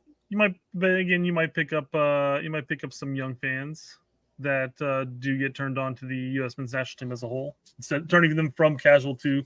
It's possible. I would say it's almost a guarantee that some will, but the vast majority of casual fans, no. You're right. I would give you 100 20-sided dice and let you roll them, and that's about how many kids would be affected.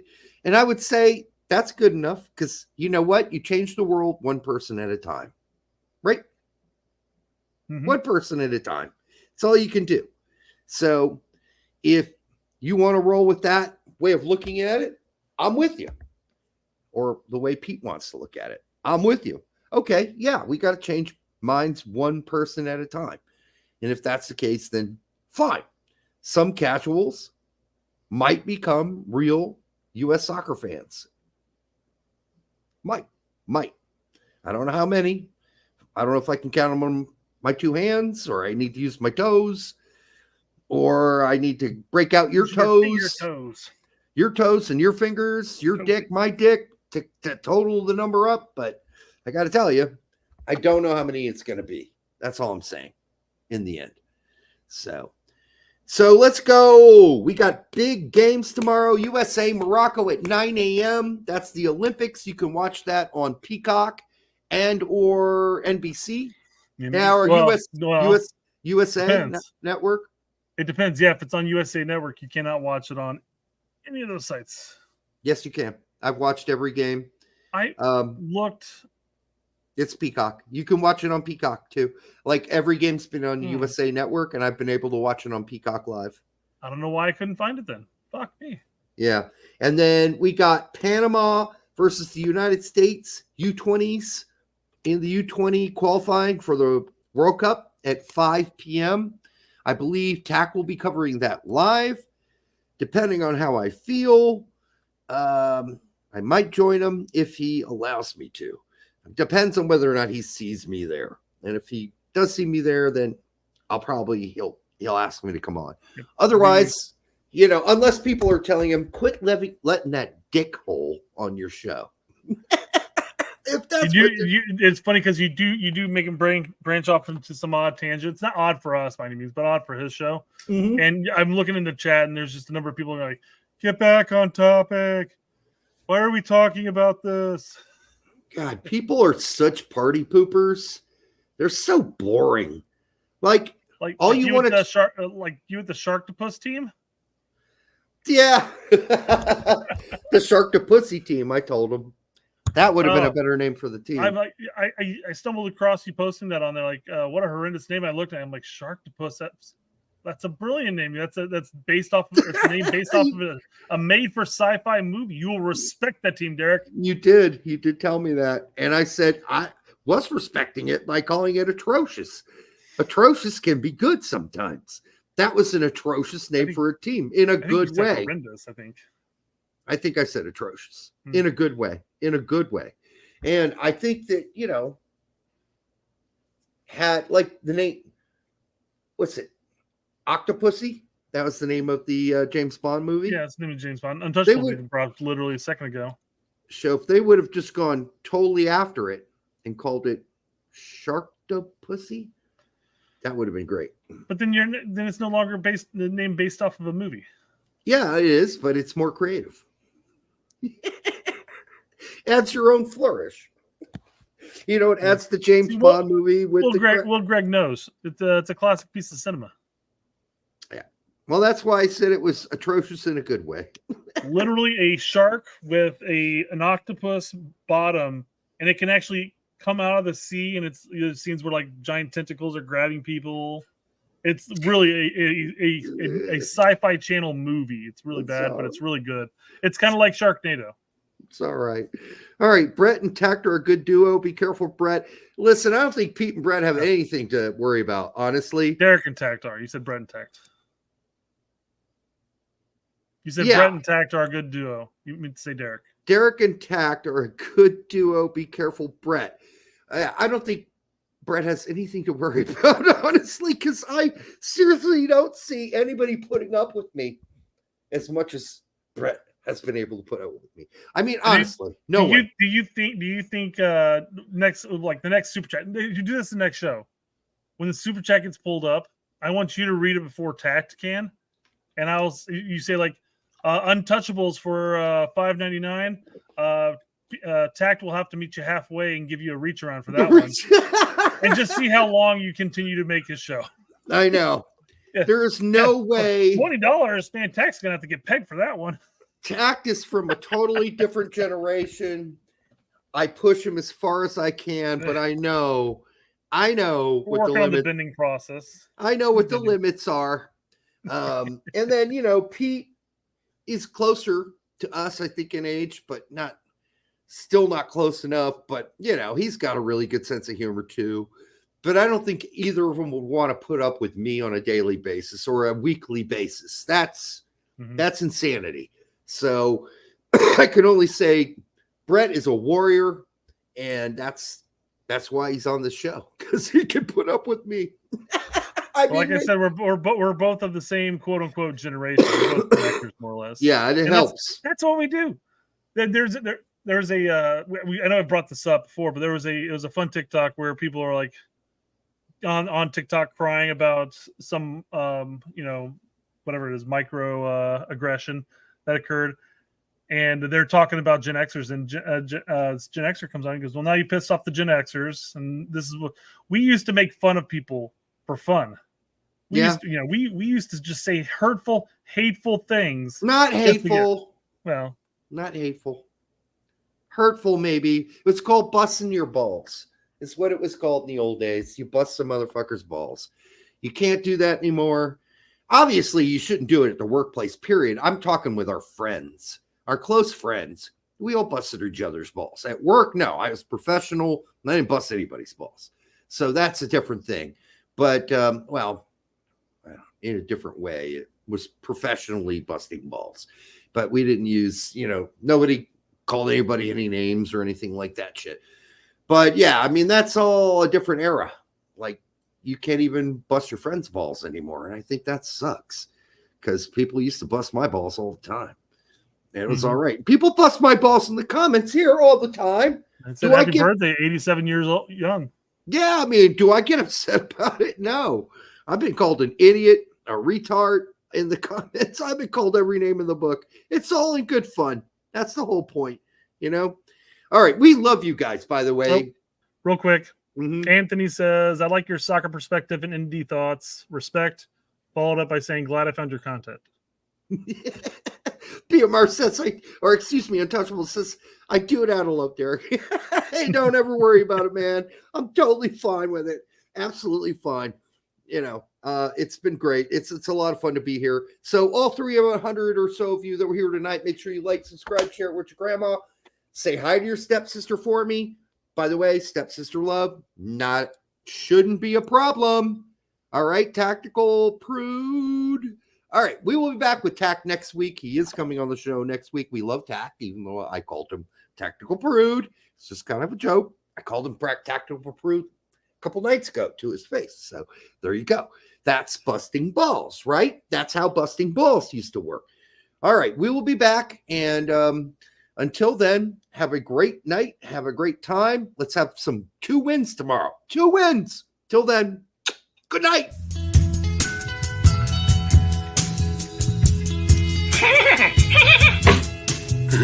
That hurt. And to me, it's nauseating. It's absolutely nauseating because Multiple mental health clinicians said that Derek had limited intellectual ability and was not capable of consenting.